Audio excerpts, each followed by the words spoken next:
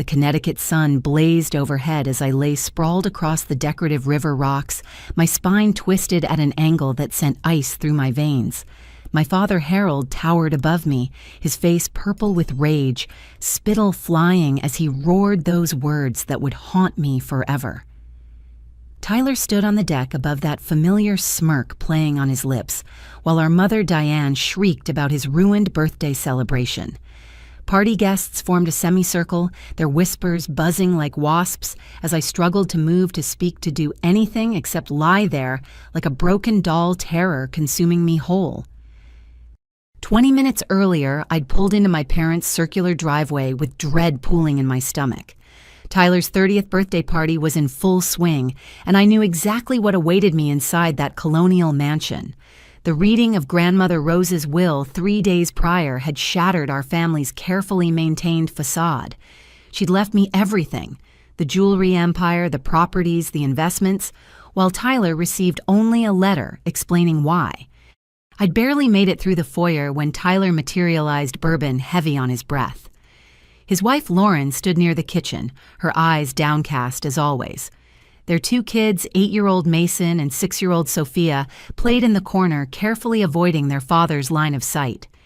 "Well, well, if it isn't the golden child," Tyler slurred, blocking my path. "Come to gloat about stealing my birthright." "I didn't steal anything," I said quietly, trying to sidestep him. "Grandmother made her choice." "Her choice?" His voice rose dangerously. "You poisoned her against me. Always playing the victim, weren't you, poor little Bridget, so fragile, so perfect?" The party guests pretended not to notice as Tyler followed me onto the second-floor deck. The Hartford skyline glittered in the distance, but all I could focus on was the fury radiating from my brother. We danced this dance before. Tyler's rage, my attempts at placation, our parents' willful blindness. "You've taken everything from me," he snarled, backing me against the railing.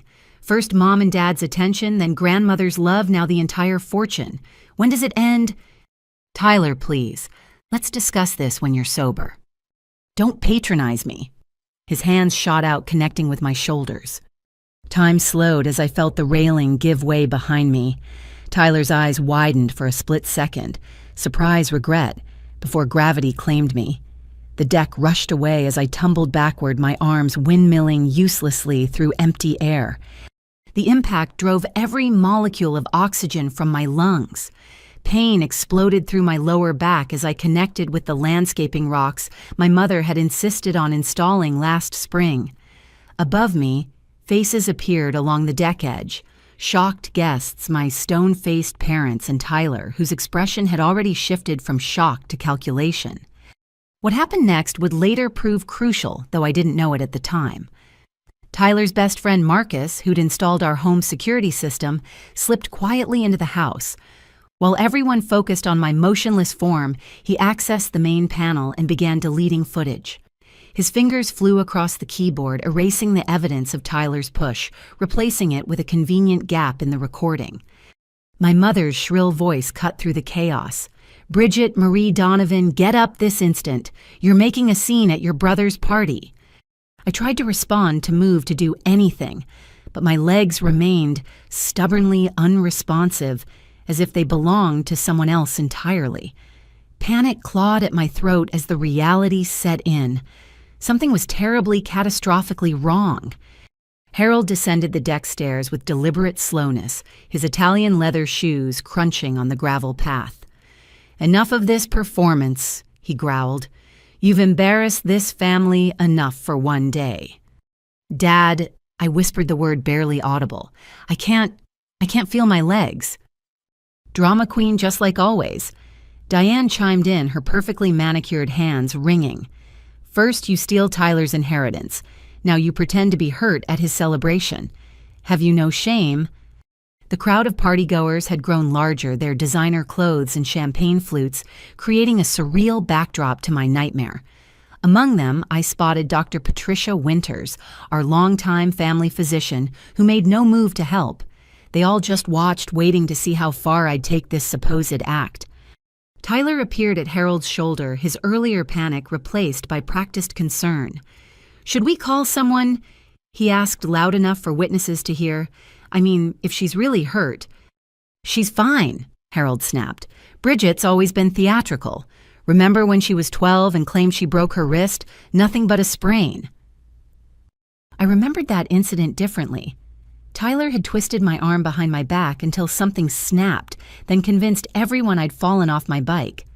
The emergency room doctor had seemed suspicious, but one look at our family's reputation and bank account had silenced any questions.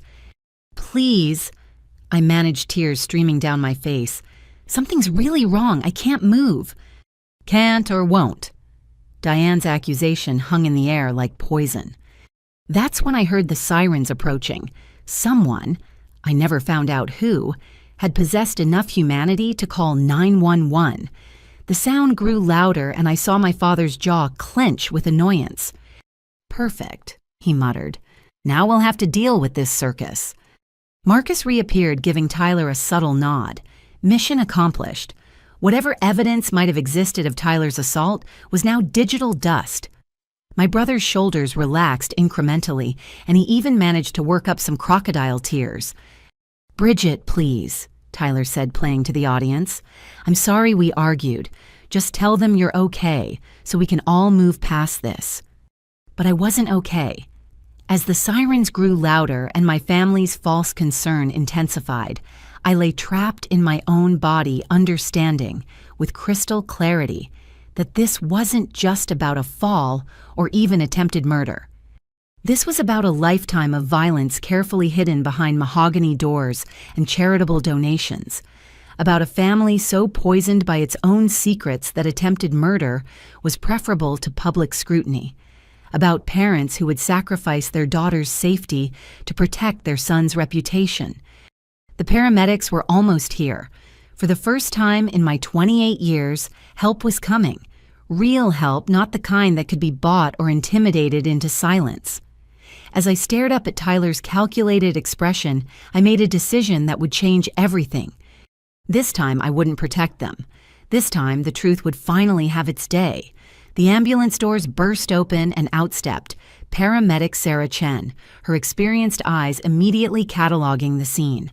Unlike the party guests in their designer clothes, Sarah wore practical navy blues and carried herself with the no-nonsense efficiency of someone who'd seen too much to be fooled by pretty lies. Everyone step back, Sarah commanded, her voice cutting through the chatter. Her partner, a younger man named Rodriguez, began unloading equipment while Sarah knelt beside me. Hi there, I'm Sarah, she said gently, her fingers already checking my pulse. Can you tell me your name?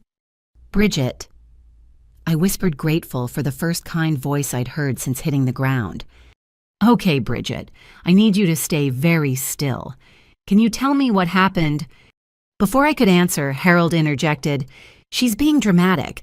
My daughter has a history of attention-seeking behavior. We're very sorry you were called out here for nothing. Sarah's dark eyes flicked to my father, and something in her expression hardened. Sir, I'll need you to step back while I examine my patient. Do you know who I am? Harold's voice carried that familiar edge of threat wrapped in privilege. I'm Harold Donovan. I sit on the hospital board. This is a family matter.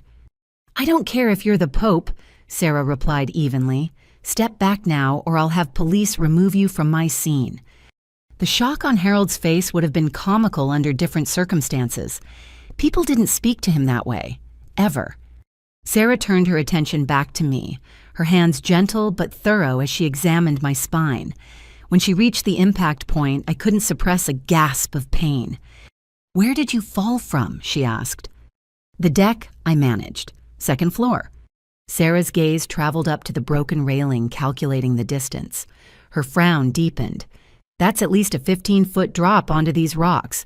Rodriguez, get me a backboard and cervical collar. Now.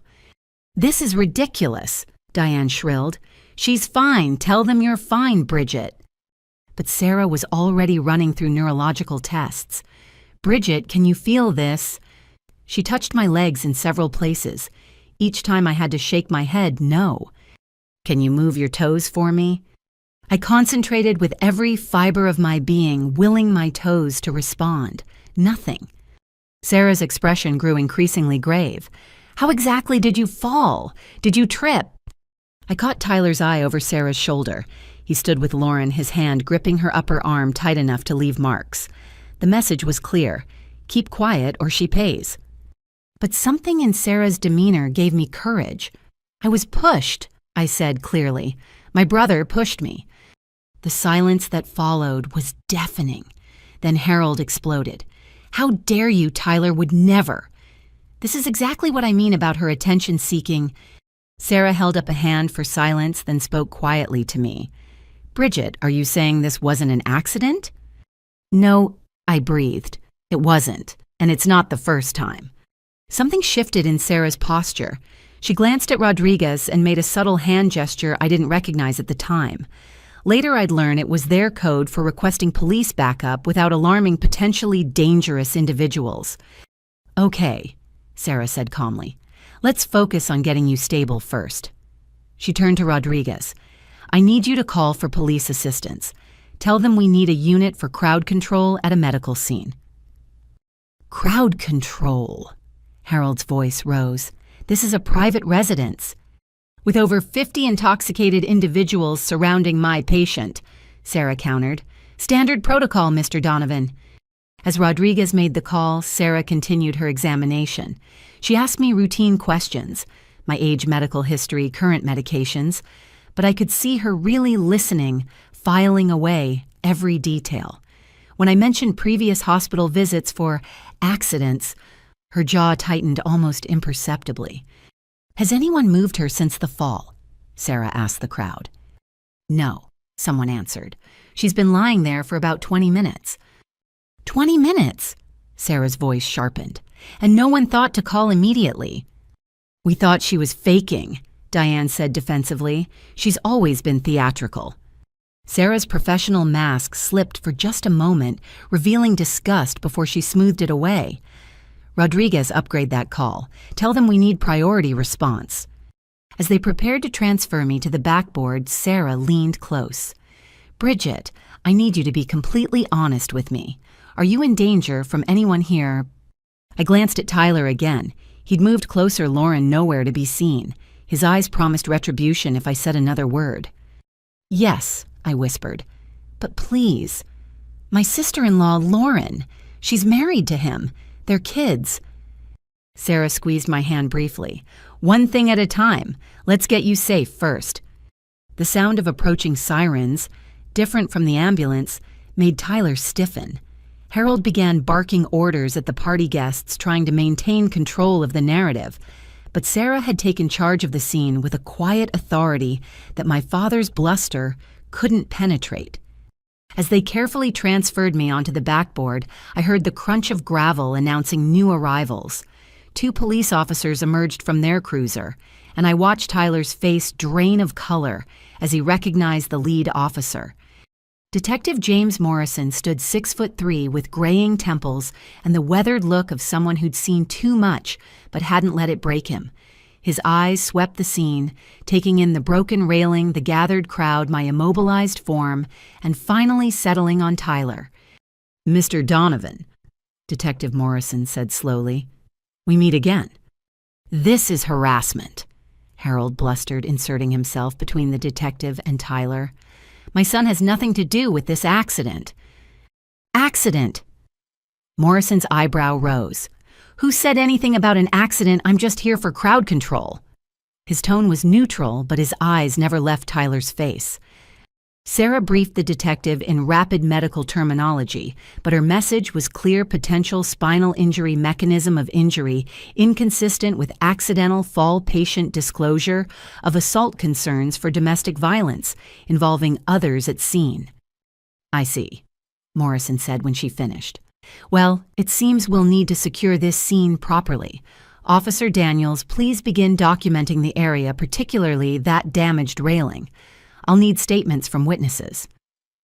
This is a private party, Harold roared. You have no right. Mr. Donovan. Morrison replied calmly, your daughter has reported an assault. That makes this a crime scene. Now you can cooperate or I can arrest you for obstruction. Your choice. I'd never seen my father speechless before. His mouth opened and closed like a landed fish, his face cycling through shades of red and purple. Sarah and Rodriguez finished securing me for transport. As they wheeled me toward the ambulance, I caught a glimpse of Marcus, slipping back into the house. Whatever he was planning, it couldn't be good. "Bridget," Sarah said as they loaded me into the ambulance, "I'm going to ride with you to the hospital. Detective Morrison will meet us there to take your statement. But right now, my only concern is your medical care. You're safe now." Safe. The word felt foreign after a lifetime of looking over my shoulder. But as the ambulance doors closed, shutting out my family's toxic presence, I began to believe it might be possible. The last thing I saw before the doors sealed was Tyler being escorted to Morrison's patrol car. Not under arrest, not yet, but no longer in control. And for the first time since childhood, I felt something I'd almost forgotten existed. Hope. The antiseptic smell of Hartford General Hospital should have been comforting after the chaos at Tyler's party, but anxiety crawled under my skin like fire ants. They'd rushed me straight to imaging where I lay trapped in the MRI machine's narrow tunnel, its mechanical heartbeat thundering around me while my own heart raced with fear of what they'd find. Dr. Amanda Foster entered my room 2 hours later, her expression carefully neutral as she carried a tablet loaded with my results. In her early 40s, with silver streaking her auburn hair, she had the bearing of someone who delivered difficult news with compassion, but without sugarcoating. "Bridget, I'm Dr. Foster, your attending physician. How's your pain level? Physical or emotional?" I tried to joke, but it fell flat. She pulled a chair close to my bed. "Let's start with the physical. The MRI results show a complete spinal cord injury at the L2, L3 vertebrae. The cord has been severed." The words hit me like another fall from that deck. Severed, but that means the paralysis in your legs is permanent, Dr. Foster confirmed gently. "I'm so sorry." The room tilted and I gripped the bed rails until my knuckles went white. Permanent. Tyler hadn't just pushed me. He'd stolen my ability to walk, to run, to dance at my own wedding someday. "There's something else." Dr. Foster continued, her tone shifting. "When we pulled your medical history, we found some concerning patterns. Would you be comfortable discussing your previous injuries?" Before I could respond, the door burst open and my roommate Emma rushed in, her usually perfect makeup smeared with tears. "Bridget, I came as soon as I heard. Oh my God, what did he do to you?" "Emma, this is Dr. Foster," I managed. She was just explaining my injuries. Emma's expression darkened. Injuries Tyler caused. She whirled to face the doctor. "You need to know something. Bridget's been documenting everything for years." She pulled a USB drive from her purse. "Photos, recordings, medical bills she paid in cash so her parents wouldn't know. It's all here." Dr. Foster accepted the drive with raised eyebrows. "Bridget, is this true?" I nodded, exhaustion weighing me down. "I started keeping records when I was 16. I knew someday I'd need proof." "Smart girl," Dr. Foster murmured. She inserted the USB into her tablet and her expression grew increasingly grim as she scrolled. "These photos... Bridget, these show systematic abuse over more than a decade." 22 years, I corrected quietly. "Tyler's been hurting me since I was 6. Our parents always had explanations. I was clumsy, accident-prone, making things up for attention." Emma sat on my bed's edge, taking my hand. "Show her the recordings from Christmas." My stomach churned at the memory. Tyler got drunk at Christmas dinner. He started bragging about how he'd finally figured out a permanent solution to the Bridget problem.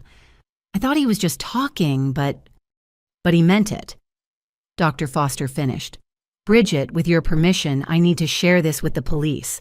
This evidence combined with your current injuries." "Wait," Emma interrupted. "There's something else you should know. About an hour ago, hospital security caught someone trying to access Bridget's room. They claimed to be family, but when security checked, they found they'd given a fake name." "What did they look like?" I asked, though I suspected I knew. "Tall, dark hair, expensive suit, Security has them on camera. Marcus. Of course Tyler would send his cleanup man. Dr. Foster stood abruptly. I'm ordering increased security for your room. No one gets in without proper clearance. She paused at the door. Bridget, I also need to tell you something. I've been reviewing your historical medical records. Not just recent ones, but going back to childhood. There are x-rays from when you were 7, 12, 14, 16. The radiologist who reviewed them found evidence of multiple old fractures that were never properly documented. Those were from my accidents. I said automatically, the lie worn smooth from repetition. No, Dr. Foster said firmly. These injury patterns aren't consistent with the accidents described in your charts. They're consistent with physical abuse. She pulled up images on her tablet. This broken wrist when you were 12. The angle suggests forced hyperextension, not a bike fall. These rib fractures at 14. They're on both sides of your body. That doesn't happen from falling downstairs. Emma squeezed my hand tighter. Tell her about the cabin. I closed my eyes, transported back to that weekend at our family's lake cabin when I was 14. Tyler had been furious that I'd beaten him in a sailing race in front of his friends. That night, he'd cornered me in the boathouse. He kicked me, I whispered.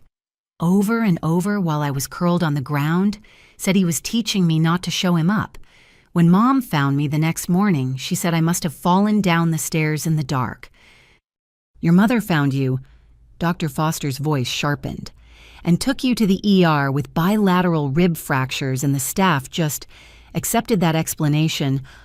My parents are very convincing, I said bitterly, and very generous to the hospital foundation. A knock interrupted us.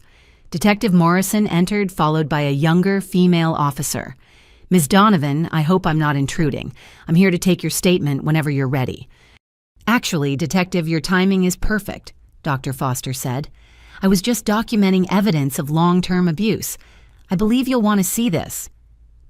As Dr. Foster showed Morrison the compilation of injuries spanning 2 decades, I watched his expression darken. The female officer, Detective Lisa Park, she introduced herself, took notes rapidly. Ms. Donovan. Detective Morrison said finally, I need you to know something. 6 years ago, I arrested your brother for aggravated assault. The victim was a college classmate who'd embarrassed him at a party. Your brother broke 3 of his ribs and fractured his orbital bone. Your parents paid the victim a substantial sum and the charges were dropped. I never knew, I breathed.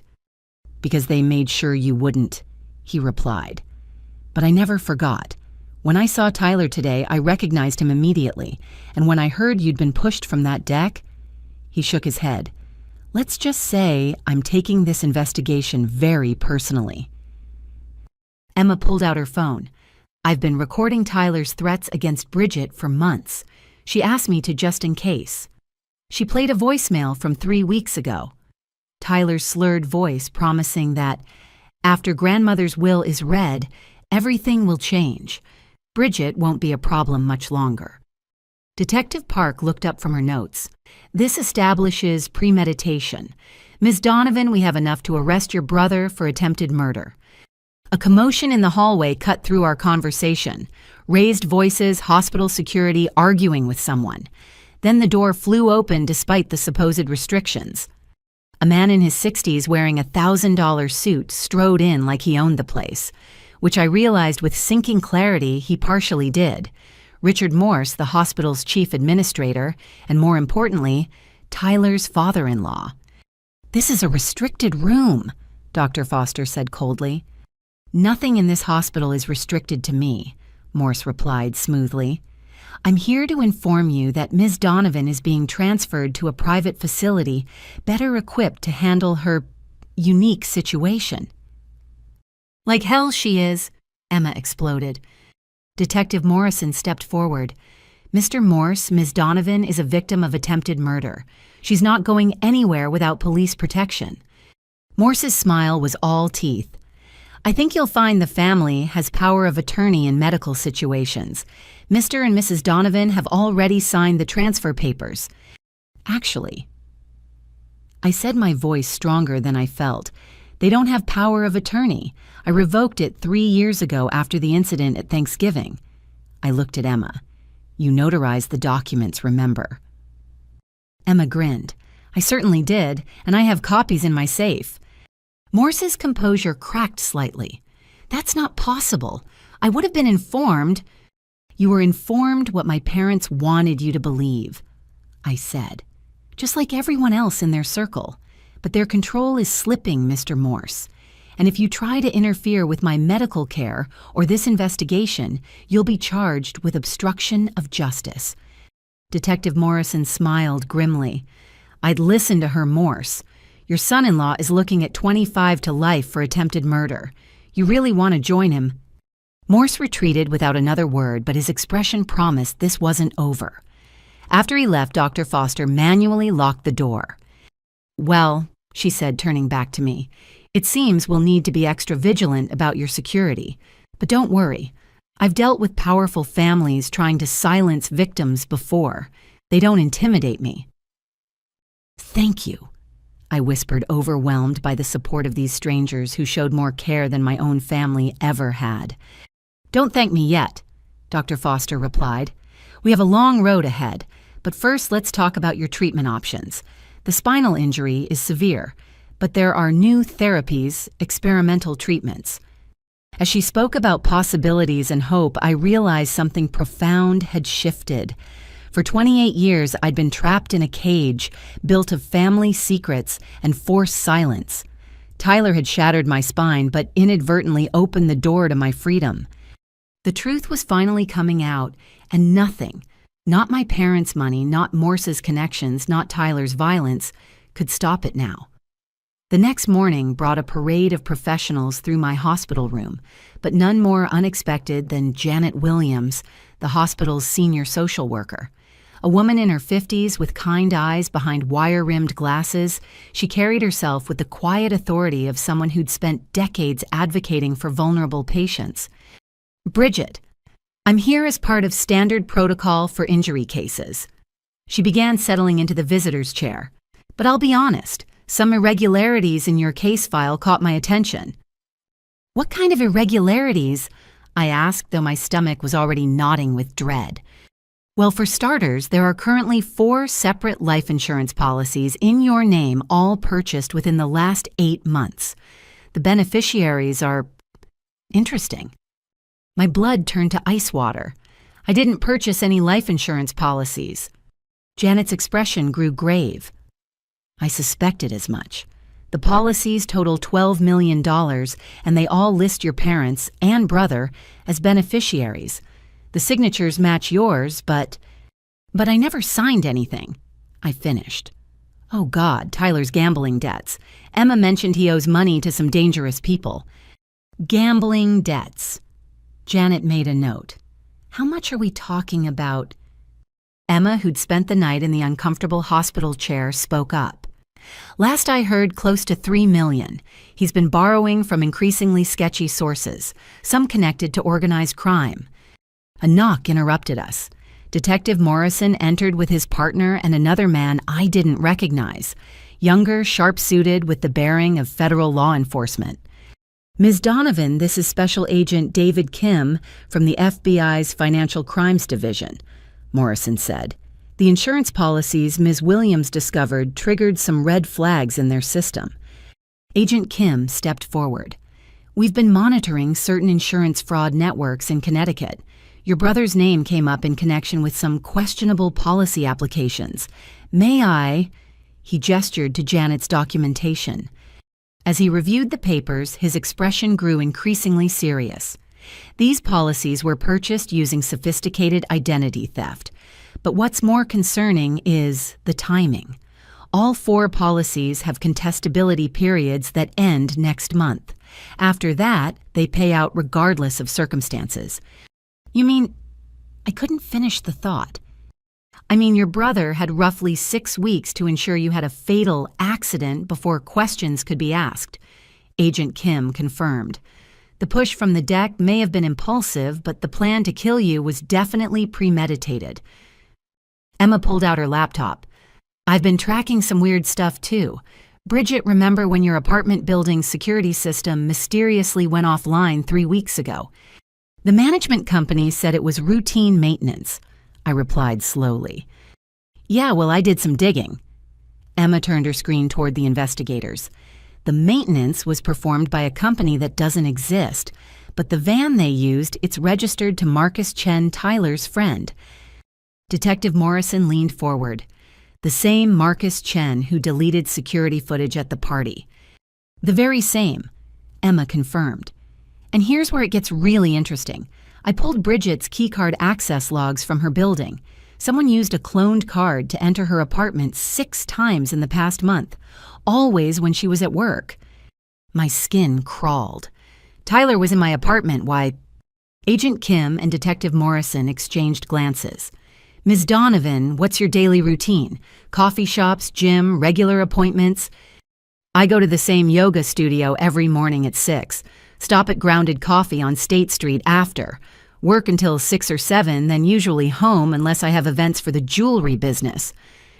Predictable routine, Morrison muttered. Easy to plan an accident. Janet spoke up. There's more. I found medical power of attorney documents filed with the hospital last week. Before your fall. They grant your parents complete control over your medical decisions if you're incapacitated. But I revoked their power of attorney years ago, I protested. These are new documents with fresh signatures. Forgeries, obviously, but sophisticated ones. Someone was preparing for you to be unable to advocate for yourself. The pieces clicked together with horrifying clarity. The insurance policies, the surveillance, the forged documents, Tyler's drunken threats about a permanent solution. This wasn't just about anger or inheritance. It was a calculated murder plot. Emma's phone buzzed. She glanced at it and paled. Bridget, you need to see this. She showed me a text from Lauren Tyler's wife. They're destroying evidence. Tyler and Harold burning papers in the fireplace. Marcus here with industrial shredder. Please help us get out. Detective Morrison was already on his phone. I need units at the Donovan residence immediately. Probable cause for search warrant based on evidence destruction. Agent Kim added, we'll need forensic accountants too.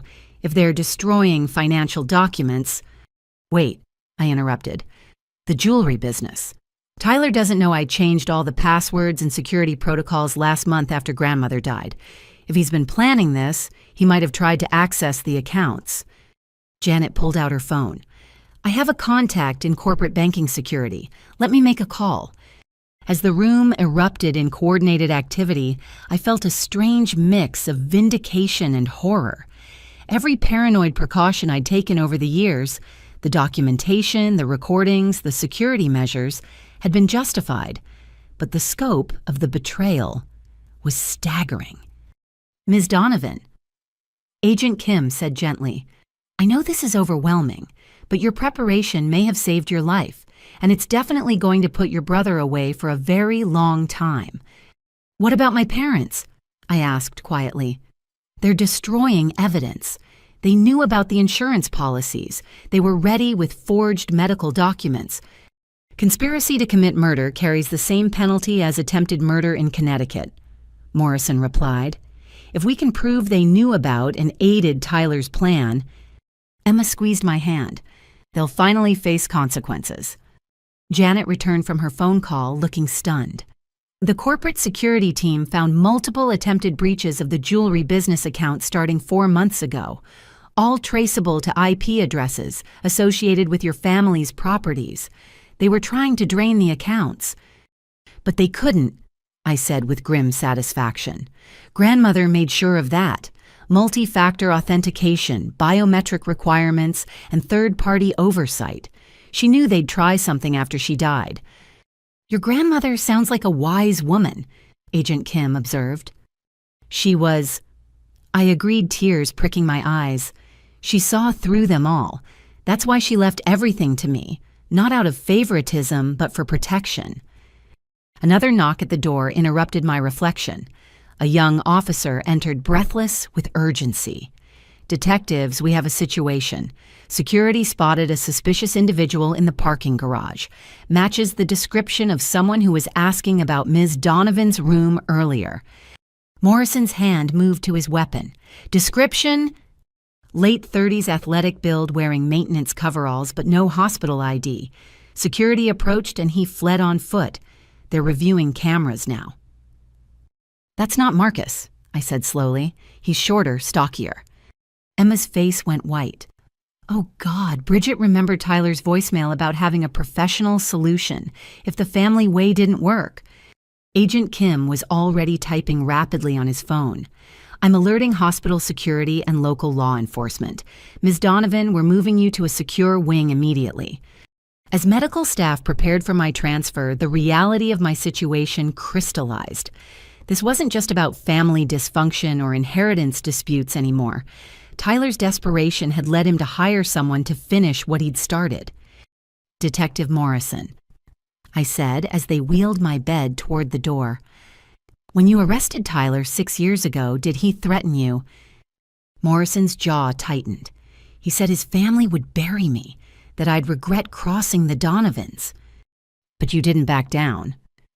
No, ma'am, and I won't this time either. He looked me straight in the eye. Your brother thought he could push you off that deck and walk away clean.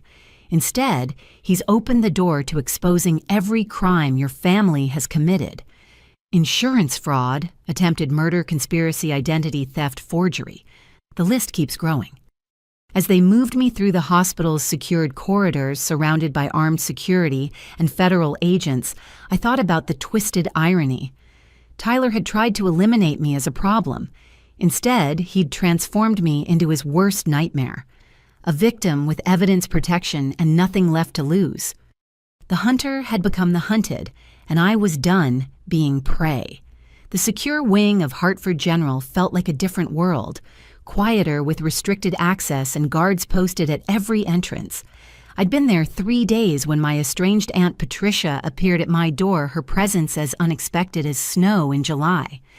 Patricia Donovan Mitchell had cut ties with our family 15 years ago, moving to Oregon without explanation. Now in her late 50s, she looked older, worn down by secrets I was about to discover. Bridget, she said softly, entering my room with tentative steps. I came as soon as I heard. I should have come sooner, should have warned you. Aunt Patricia. I struggled to sit up straighter. I don't understand. Why are you here?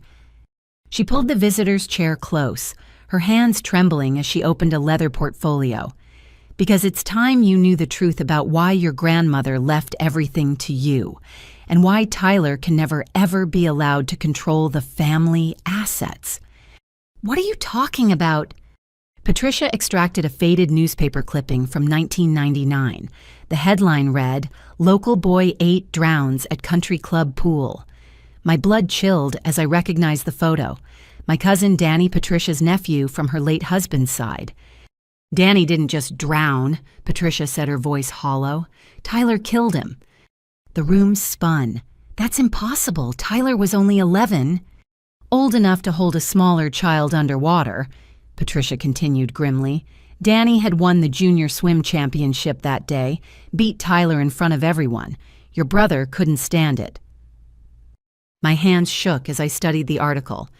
But the paper says it was an accident, that Danny hit his head, because your parents paid off 3 witnesses and the medical examiner.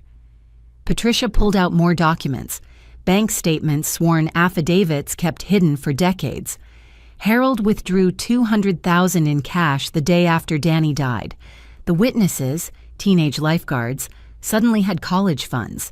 The medical examiner retired early to Florida.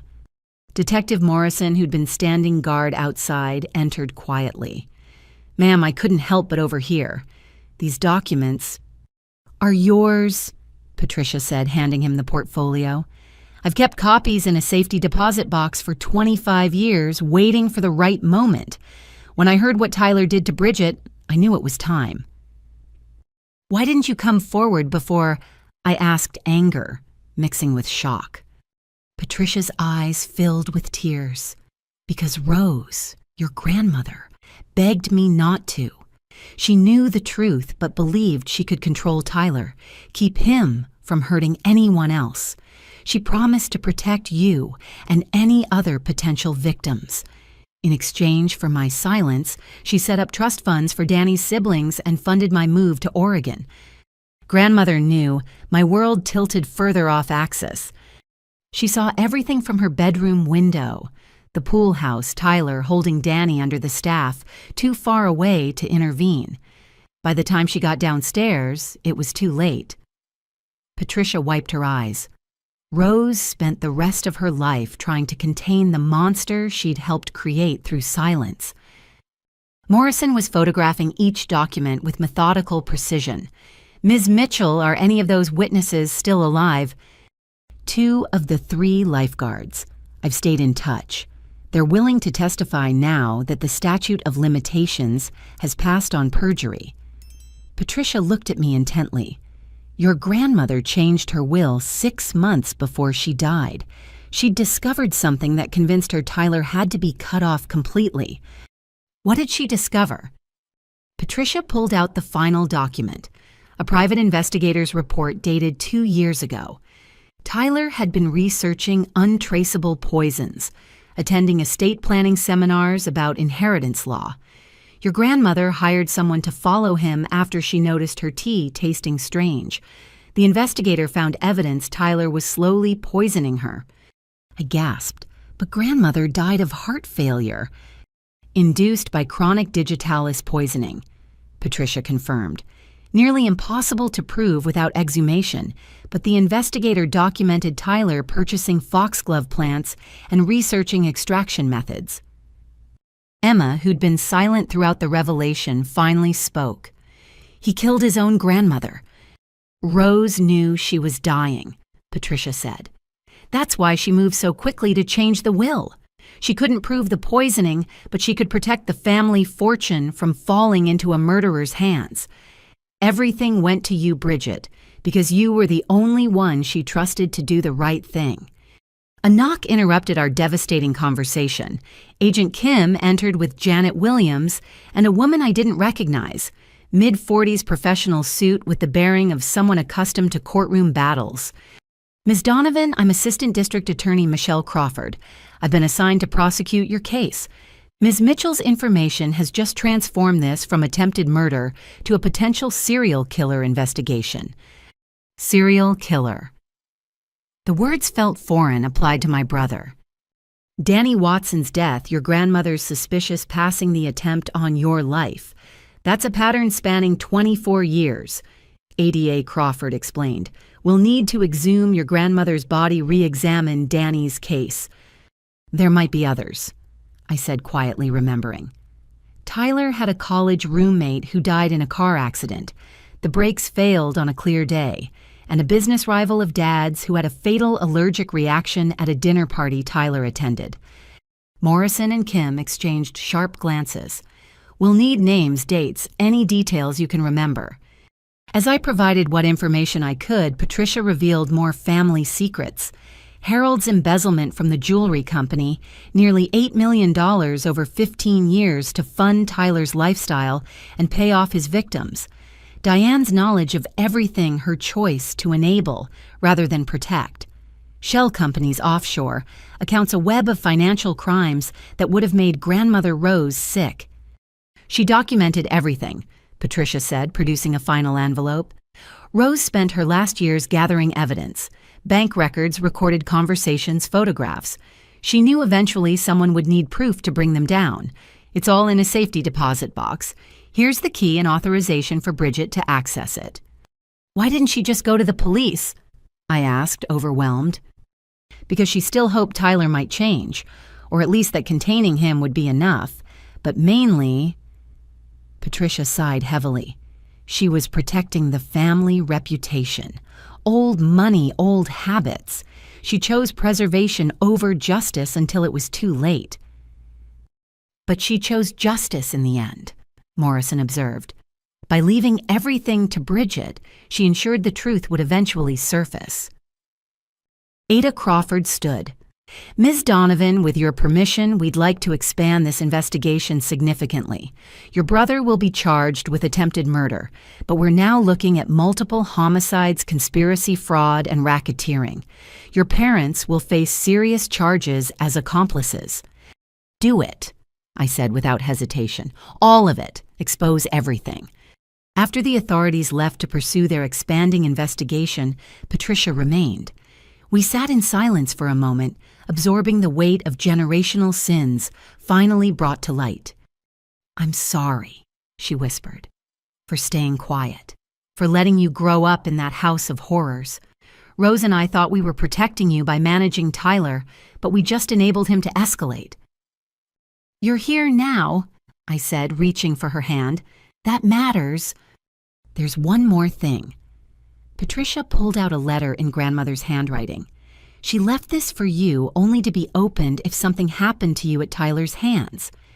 With trembling fingers, I opened the envelope.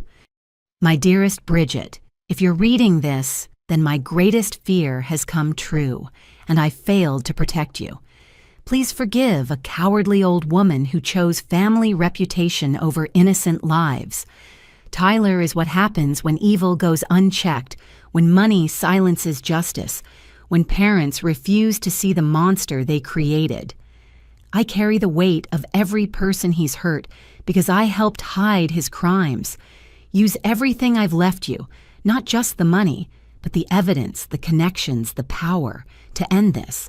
Where I was weak, be strong. Where I was silent, speak truth. You were always the best of us, the only pure soul in a poison tree.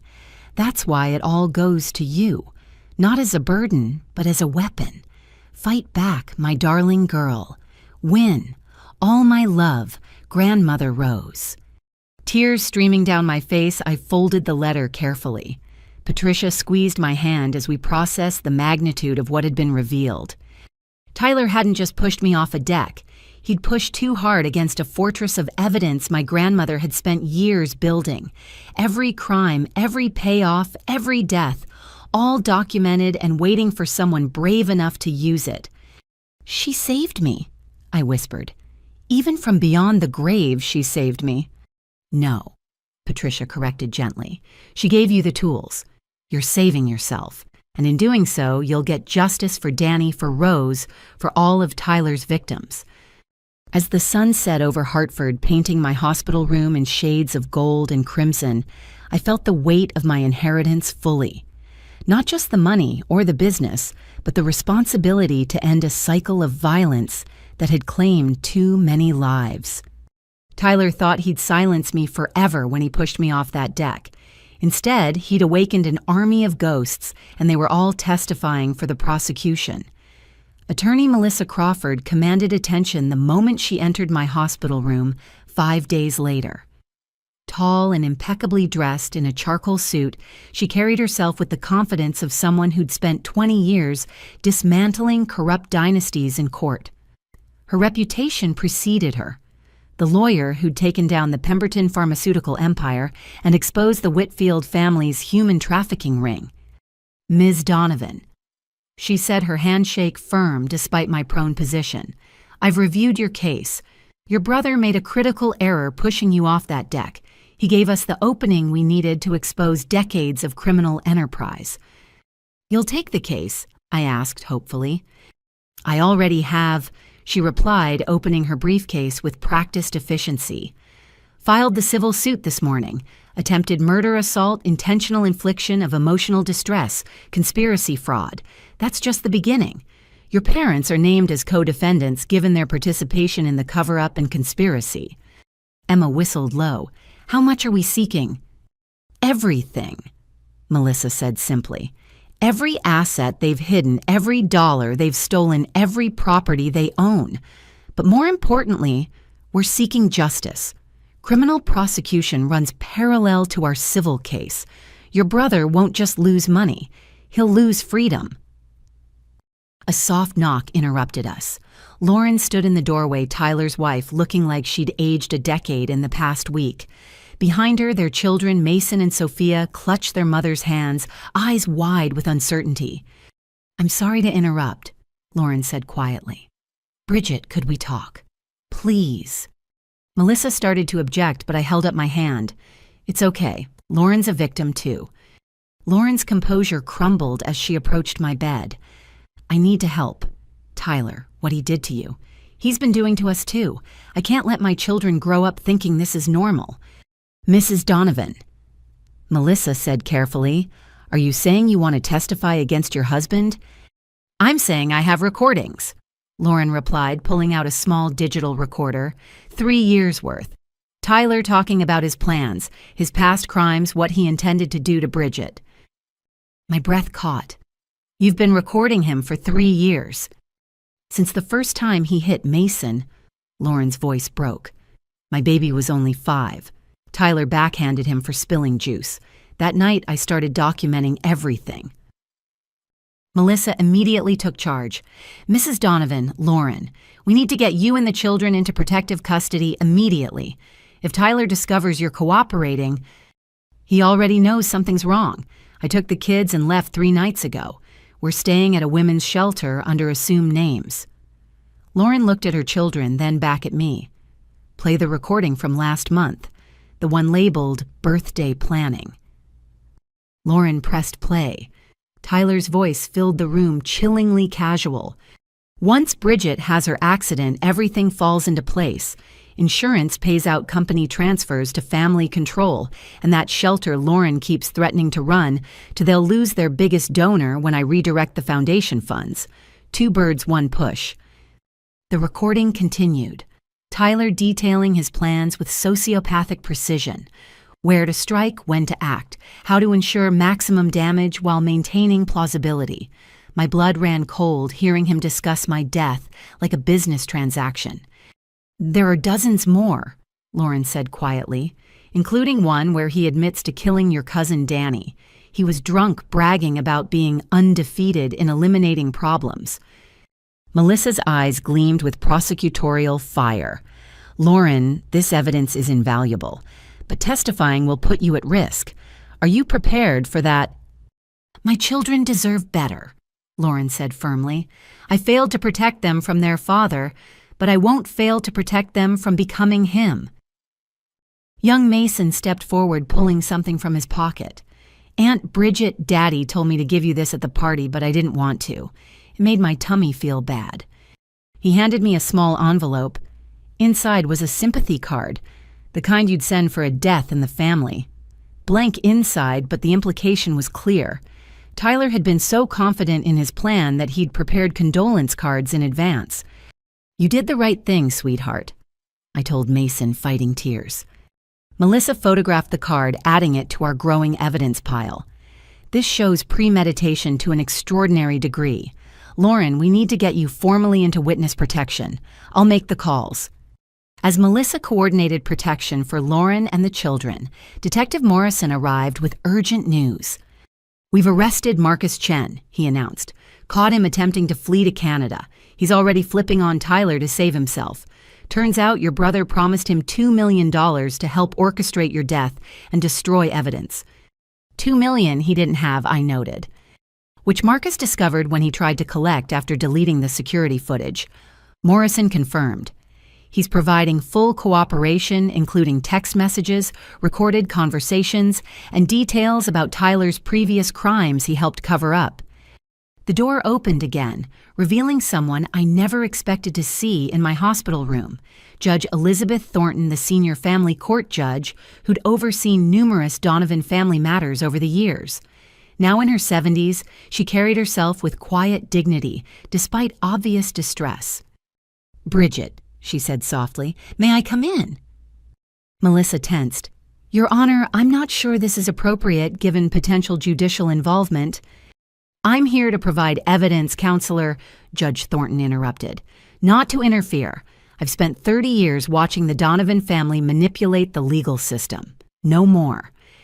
She produced a thick folder. Every time your parents appeared in my court, custody evaluations, restraining order requests that mysteriously disappeared sealed juvenile records, I documented my concerns. Legal precedent prevented me from acting on suspicion alone, but I kept everything. You knew, I asked, stunned. I suspected. The patterns were clear. Injuries explained away witnesses who suddenly recanted charges, dropped without explanation. But your family's lawyers were experts at staying just within legal bounds. She handed the folder to Melissa. This includes correspondence from other judges expressing similar concerns. We've been watching, waiting for someone brave enough to stand up to them. Melissa reviewed the documents with increasing excitement. Your Honor, this establishes a clear pattern of obstruction of justice spanning decades. This is exactly what we need to show systematic criminal enterprise. There's one more thing, Judge Thornton said, looking directly at me. Your grandmother came to me 6 months before she died. She wanted to file charges against Tyler for attempted poisoning, but didn't have enough proof. I advised her to change her will immediately and document everything. I'm prepared to testify about that conversation. The room fell silent as we absorbed the magnitude of allies emerging from shadows. Lauren with her recordings, Marcus turning state's evidence, Judge Thornton breaking judicial silence, Patricia providing historical proof. Tyler's fortress of fear was crumbling as victims found courage in numbers. We're filing additional charges tomorrow, Melissa announced. With this evidence, we're looking at federal racketeering charges under RICO statutes. This isn't just assault anymore, it's organized crime. Lauren's phone buzzed. She paled reading the message. It's from Harold. He says if I don't return the children immediately, he'll have me arrested for kidnapping. Let him try, Melissa said fiercely. I've already filed emergency custody papers granting you sole custody with supervised visitation only pending the criminal investigation. Your father-in-law has no legal standing, and any attempt to intimidate you will be added to the obstruction charges. Detective Morrison's radio crackled. He listened intently, then smiled grimly. Speaking of your father-in-law, units just arrested him at his office. He was attempting to wire transfer $8 million to an offshore account. Agent Kim's team caught him red-handed. The tide was turning with tsunami force. Each move Tyler and my parents made to cover their tracks only provided more evidence of guilt. Their hubris, the absolute certainty that money and influence would protect them, as it always had, was becoming their downfall. Bridget, Melissa said, sitting beside my bed, I need you to understand what comes next. This trial will be brutal. Your family will use every resource, every connection, every dirty trick to destroy you. They'll claim you're lying, mentally unstable, motivated by greed. Are you prepared for that? I thought of Danny, 8 years old and drowning while Tyler held him under. Of grandmother Rose, slowly poisoned by the grandson she'd tried to contain. Of all the unnamed victims silenced by Donovan money over the years.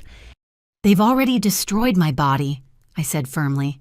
They don't get to destroy the truth, too. Whatever it takes, however hard it gets, we finish this. Melissa smiled, the expression transforming her stern features. Then let's make legal history. The Donovan crime family ends with you.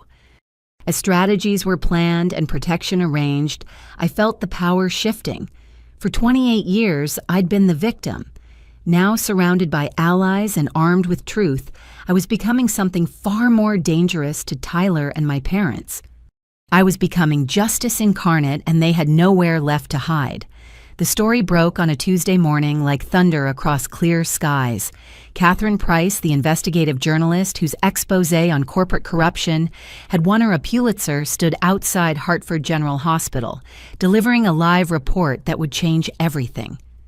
Behind me lies Bridget Donovan, paralyzed from the waist down after her brother allegedly pushed her from a second-story deck. Catherine began, her voice carrying the gravity of the moment. But what started as a family dispute has exploded into one of Connecticut's largest criminal investigations, exposing decades of murder, fraud, and cover-ups among the state's elite. I watched from my hospital bed as the story dominated every local channel. Emma had connected Catherine with our legal team after the journalist received anonymous tips about the case. Tips we later learned came from hospital staff horrified by my family's behavior. This is good, Melissa said, monitoring social media on her tablet. Public pressure prevents them from burying this in legal procedures.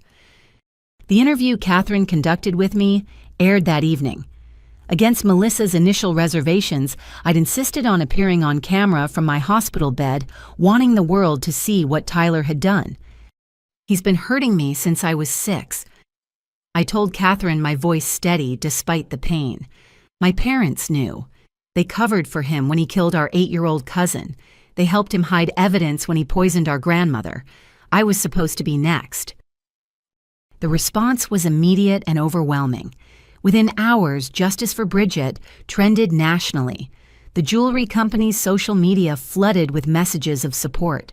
Orders poured in from customers wanting to support the business Tyler had tried to steal. But more importantly, other victims began coming forward. The first was Jennifer Walsh, a former employee of my father's, who'd been assaulted by Tyler at a company Christmas party 10 years ago. She'd been paid $50,000 to sign an NDA, but legal experts confirmed NDAs couldn't silence criminal testimony. "I was 22, Jennifer told reporters outside the courthouse. "Tyler cornered me in the parking garage. When I reported it to HR, Harold Donovan himself offered me money to leave quietly. I took it because I was scared and needed the job. But seeing Bridget's courage, I can't stay silent anymore." Then came Robert Henley, whose brother had been Tyler's business partner until a suspicious boating accident 5 years ago.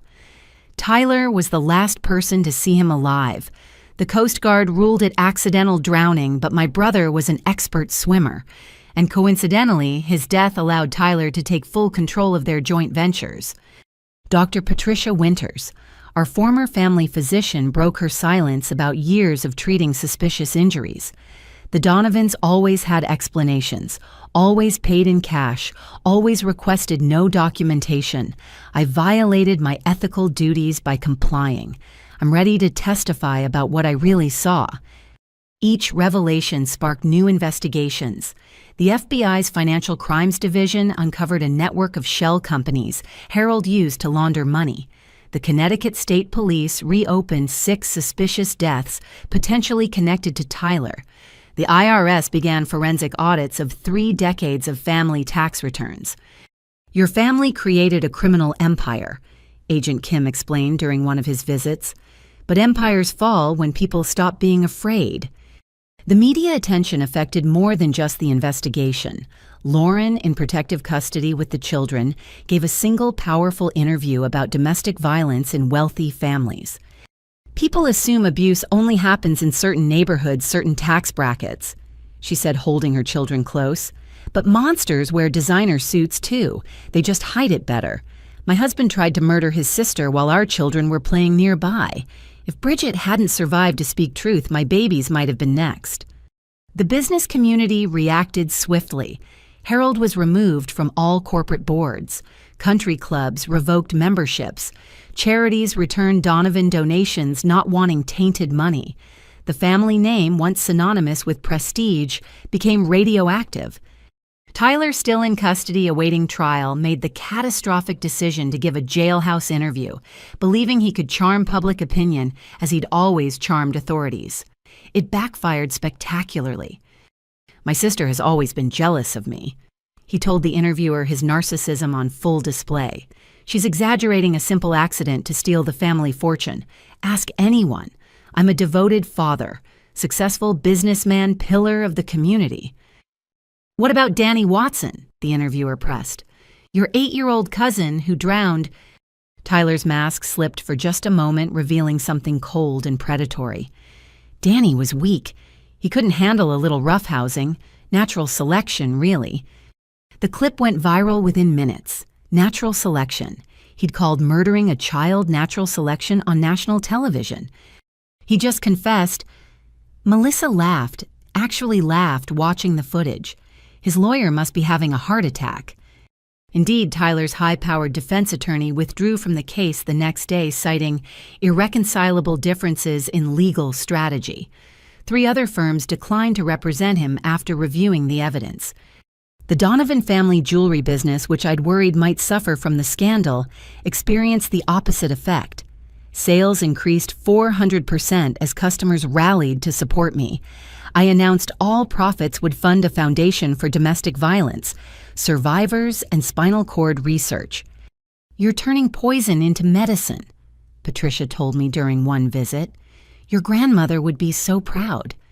Local news anchor James Mitchell, no relation to Patricia, approached me about a documentary. "This isn't just about one family's crimes," he explained. "It's about how wealth and privilege shield predators. Your story could change how society handles these cases." I agreed with conditions. Proceeds would go to victim support services. Lauren and other victims' identities would be protected unless they chose to participate, and the focus would remain on justice, not sensationalism. As weeks passed, the media coverage evolved from shocking headlines to deeper investigations of systemic failures. How had Tyler escaped consequences for so long? Why did authorities consistently accept the family's explanations?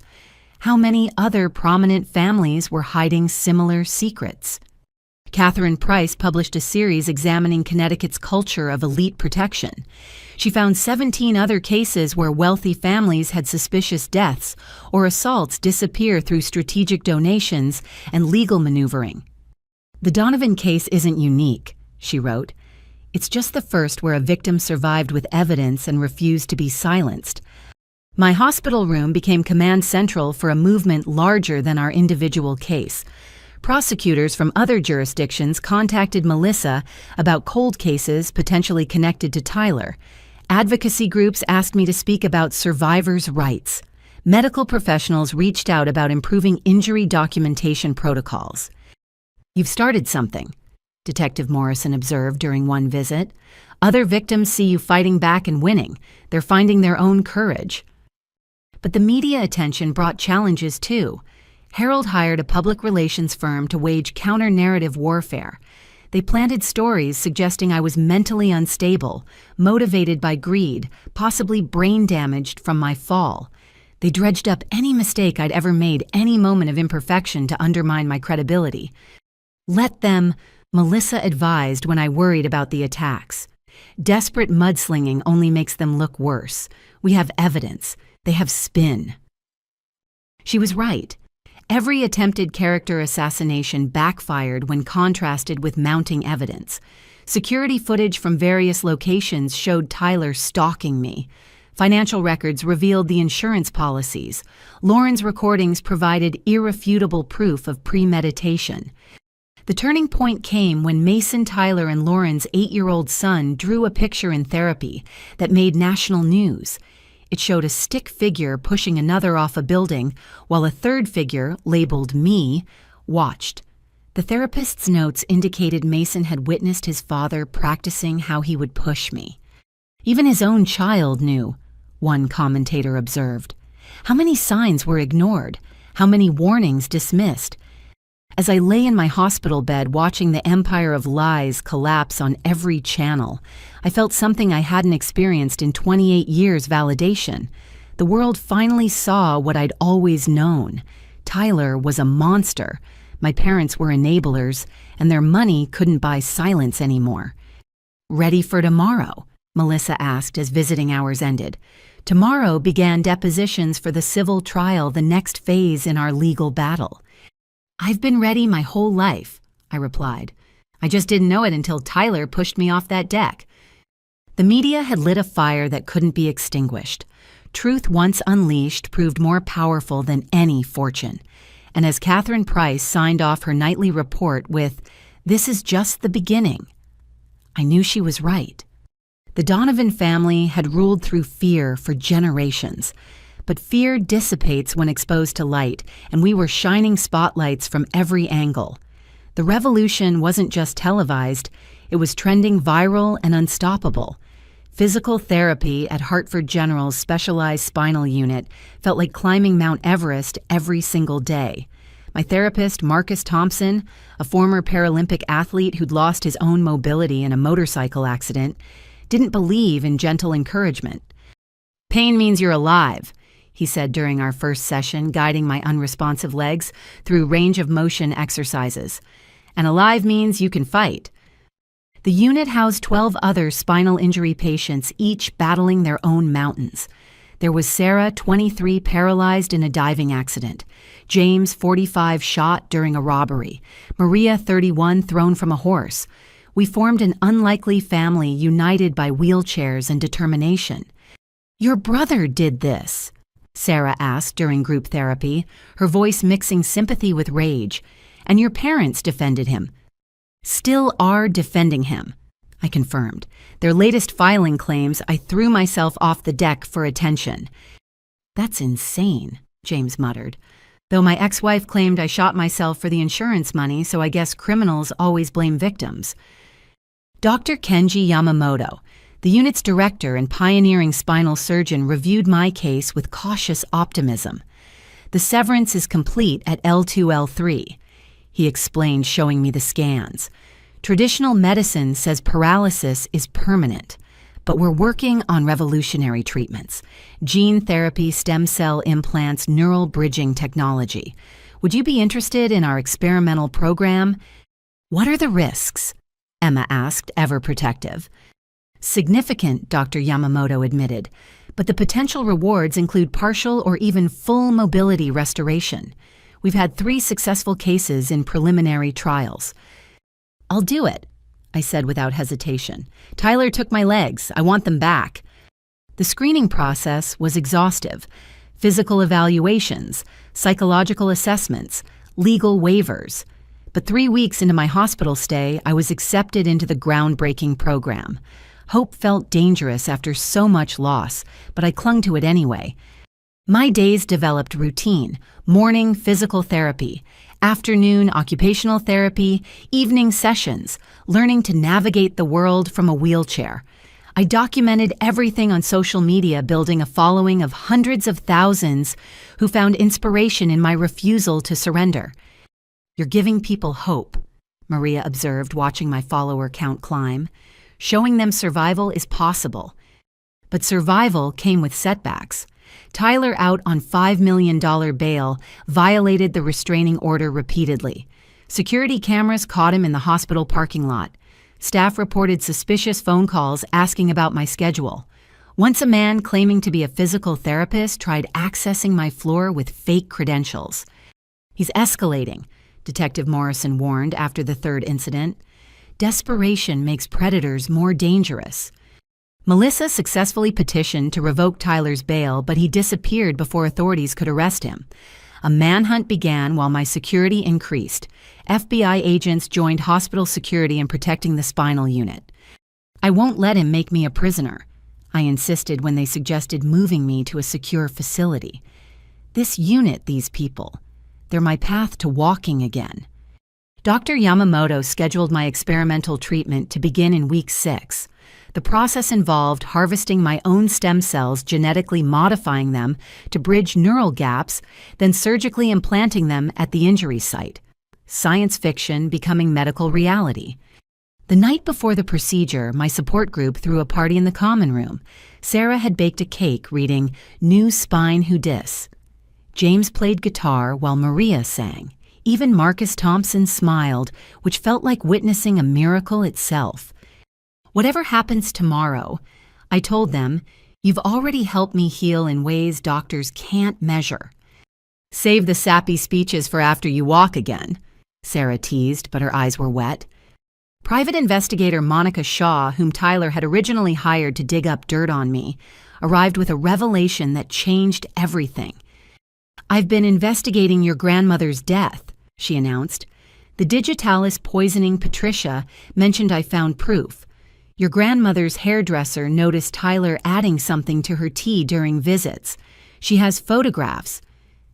"Why didn't she say anything before?" I asked, stunned.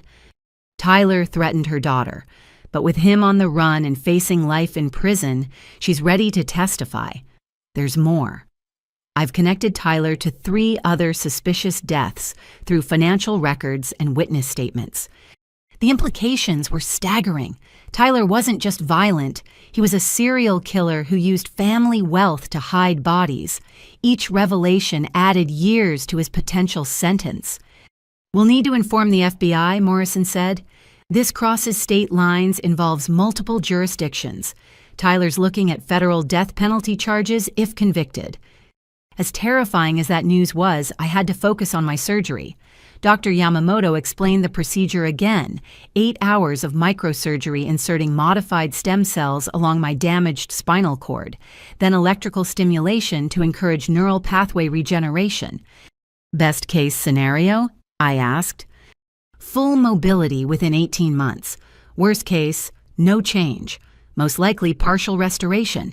Maybe walking with assistance, improved sensation, better autonomic function. Let's do it.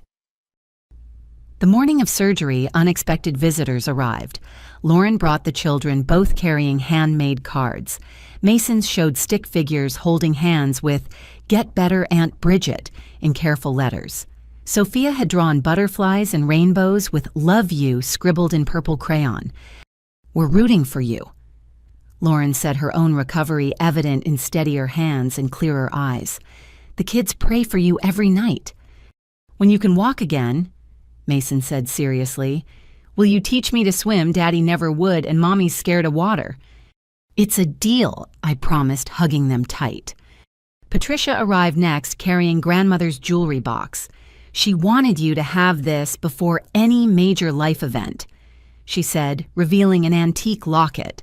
Inside were photos, grandmother as a young woman and surprisingly me at age 5, before Tyler's violence began. "She loved you most," Patricia whispered. "Even when she couldn't protect you, she loved you most." The surgical team arrived to prep me. As they wheeled me toward the operating room, my spinal unit family lined the hallway. Sarah started clapping, then James, Maria, all of them. Other patients joined from their rooms. Nurses, doctors, even security guards applauded as I passed. "Go get him, Tiger," Marcus Thompson called out, actually grinning. In pre-op, Dr. Yamamoto made final checks. "Any questions?" "Just one," I said. "When I walk again, and I will walk again, can I come back and help others in the program? Pay forward what you're giving me." He smiled. "I'd be honored to have you on the team. Now let's make medical history." As anesthesia took hold, my last conscious thought wasn't about Tyler or trials or family betrayal. It was about possibility, about Sarah learning to paint with her mouth, James rebuilding his life, Maria starting a foundation, all of us proving that breaking someone's body doesn't break their spirit. Tyler had pushed me off that deck to destroy me. Instead, he'd pushed me into a community of survivors who showed me strength I never knew existed. Whatever happened in surgery, whatever came next with trials and testimony, I'd already won something Tyler could never understand. I'd found my people. I'd found my purpose. And maybe, just maybe, I'd find my way back to my feet. The operating room lights blurred as drugs pulled me under. 8 hours to rewrite my future. 8 hours to reclaim what violence stole. 8 hours to prove that healing was the greatest revenge.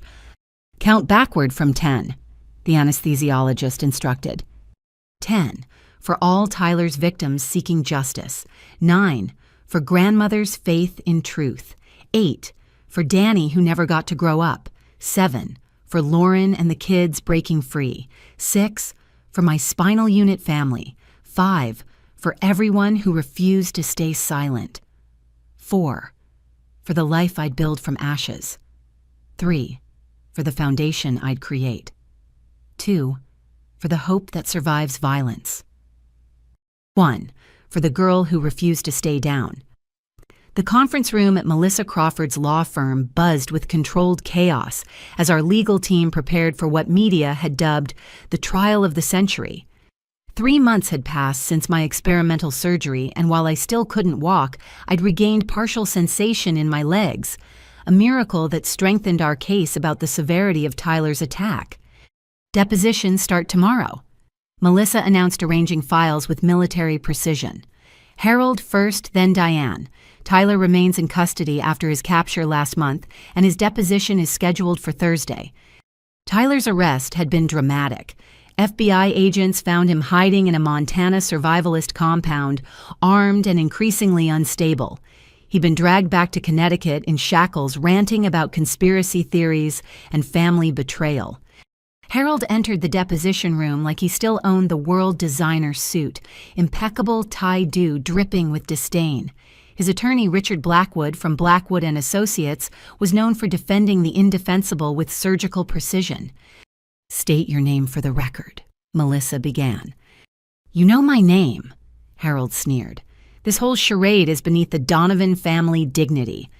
Your son pushed your daughter off a deck, paralyzing her after taking out $12 million in life insurance policies on her without her knowledge. Where exactly is your family dignity, Mr. Donovan?" The deposition lasted 8 grueling hours. Harold denied everything, claimed memory lapses, invoked the Fifth Amendment repeatedly. But Melissa methodically presented evidence, bank records, emails, phone logs, that painted a picture of deep complicity. "This email from you to Tyler, dated 6 weeks before the attack, states, 'The Bridget situation needs permanent resolution.' Can you explain what you meant?" "I meant her attitude problem," Harold blustered, "her refusal to accept family decisions. And this wire transfer of $2 million to an account in the Caymans immediately after Bridget's fall. Unrelated business transaction. The account was closed the day Tyler was arrested. Coincidence?" Harold's attorney objected repeatedly, but the damage was done. Each lie contradicted, documented evidence, each evasion revealed guilt. Diane's deposition the next day proved even more devastating, not for us, but for her carefully constructed delusions. Faced with recordings of Tyler confessing to murders, photos of my injuries throughout childhood, and witness statements, something in her finally cracked. "I knew," she whispered, tears destroying her perfect makeup. "God help me, I always knew. But he was my baby boy, my firstborn. I thought if I loved him enough, if I protected him enough, he'd change." "You knew he murdered Danny Watson." "I suspected. Harold said it was an accident, but Tyler had that look, the same one when neighborhood pets went missing." Diane crumbled further. "I chose my son over everyone else's children, over Bridget. What kind of mother does that make me? One who'll spend the next decade in prison for conspiracy and accessory to attempted murder," Melissa responded coolly. The revelation that shook everyone came when Diane admitted Harold's abuse toward her. "Where do you think Tyler learned violence solved problems? Harold never hit the children directly, but I was his stress relief. Tyler watched. Tyler learned." Former employees testified next, painting a picture of Harold's business empire built on fraud and intimidation. Jennifer Walsh, who'd come forward after the media coverage, provided crucial testimony about Tyler's sexual assault and the subsequent cover-up. "Harold himself offered me money to disappear," she stated clearly. Said accusers in the Donovan family had a way of having accidents. After seeing what happened to Bridget, I believe he meant it. Lauren's deposition was conducted via secure video link from an undisclosed location. Her testimony, backed by years of recordings, provided the prosecution's strongest evidence of premeditation. Tyler talked about killing Bridget like discussing stock options. She testified, calculating cold practical. He'd say things like, "Once Bridget's gone, we'll buy that yacht," or "After I handle Bridget, the kids will have better inheritance prospects." Did you believe he was serious? After living with him for 10 years, absolutely. Tyler had already killed at least 4 people that I knew of. Bridget was just the next name on his list. The children's testimony, given through a child advocacy specialist, proved heartbreaking. Mason described his father teaching him to practice pushing with dolls. Sophia revealed Tyler had made her choose which toys to keep because Daddy might go away for a while. He was preparing them, the specialist explained. Classic behavior of someone who knew their crimes might catch up. Marcus Chen's deposition from federal prison added another layer. Tyler's former accomplice had flipped completely, providing detailed accounts of evidence destruction, witness intimidation, and murder planning. Tyler had a whole notebook, Marcus testified. Different ways to kill Bridget that would look accidental. Brake failure, food poisoning, drowning. He settled on the deck push because the party provided witnesses who'd been drinking. But he didn't count on Bridget surviving. Or talking. Most Donovan victims don't. Marcus looked directly at me through the video screen. I'm sorry, Bridget. Money made me stupid. Prison's given me clarity. Private investigator Monica Shaw presented her findings about grandmother Rose's murder and the 3 additional deaths she'd connected to Tyler through financial forensics and witness interviews. Each victim had something Tyler wanted: money, business advantage, or silence. He's a serial killer who used privilege as a weapon, she concluded. Without family money protecting him, he'd have been caught decades ago. The most dramatic moment came during Tyler's deposition. Shackled and flanked by guards, he'd lost weight in custody, his former golden boy looks replaced by hollow eyes and nervous tics. His new attorney, the 4th after others quit, seemed overwhelmed by his client's volatility. "Did you push your sister off the deck?" Melissa asked directly. Tyler laughed, the sound unhinged. "She fell, clumsy Bridget, always having accidents. Like your cousin Danny's accident in the pool." Tyler's eyes gleamed. "Danny was weak. Natural selection, like I told that reporter." His attorney tried intervening, but Tyler was beyond control. "You want the truth? Fine. Danny beat me in front of everyone. Grandmother loved Bridget more. Jennifer wouldn't shut up about that Christmas party. They all thought they were better, but I showed them. I showed everyone." "Are you confessing to murder?" "I'm confessing to winning." Tyler slammed his shackled hands on the table. "Until precious Bridget survived. One push and she ruins everything. Typical." His attorney terminated the deposition, but the damage was catastrophic. Tyler had confessed to multiple murders on video, showing no remorse, only rage at being caught. That evening, our legal team gathered to assess the depositions. The evidence was overwhelming. Financial crimes, attempted murder, conspiracy, obstruction of justice. The federal RICO charges meant the entire Donovan empire could be seized as a criminal enterprise. Tyler handed us everything, ADA Crawford marveled. His narcissism made him confess to crimes we couldn't even prove. "What about my parents?" I asked. "Harold's still denying everything despite evidence. Diane seems genuinely broken. Harold's looking at 25 to life for conspiracy and accessory charges. Diane might get 10 to 15 if she cooperates fully." "Tyler." Melissa shook her head. "Multiple life sentences, possibly death penalty for the murders." Detective Morrison, who'd attended every deposition, added his perspective. "This case will rewrite how Connecticut handles wealthy criminals. No more buying silence, no more disappearing evidence. The Donovan name will become synonymous with justice finally prevailing." As the team discussed trial strategy, I thought about everyone who testified. Jennifer finding courage years later. Lauren risking everything to protect her children. Monica switching sides when confronted with truth. Even Marcus choosing confession over complicity. Tyler thought fear made people controllable. He never understood that fear, once faced, transforms into fury. Every person he'd terrorized became a weapon against him, their testimony forging chains he couldn't break with money or threats. "We're ready for trial," Melissa declared. "Tyler Donovan terrorized people for 24 years. Time to show him what real justice looks like." I looked down at my legs, still mostly paralyzed, but tingling with returning sensation.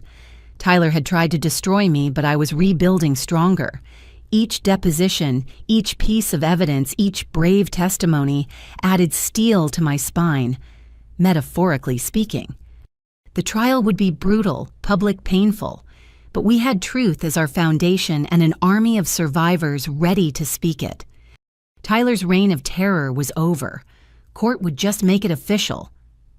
The knock on my hospital room door came at an unusual hour, 10 p.m., well past visiting time. Security cleared the visitor with extra scrutiny given the circumstances. When Stephanie Chen walked in, I couldn't hide my shock.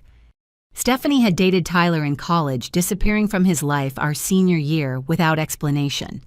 Now 32, with auburn hair and cautious eyes, she carried herself like someone perpetually looking over their shoulder. "I know this is unexpected." She began clutching a worn leather bag. "I've been following the trial coverage. When I saw Tyler confess to those murders..." She took a shaky breath. I have evidence you need to see.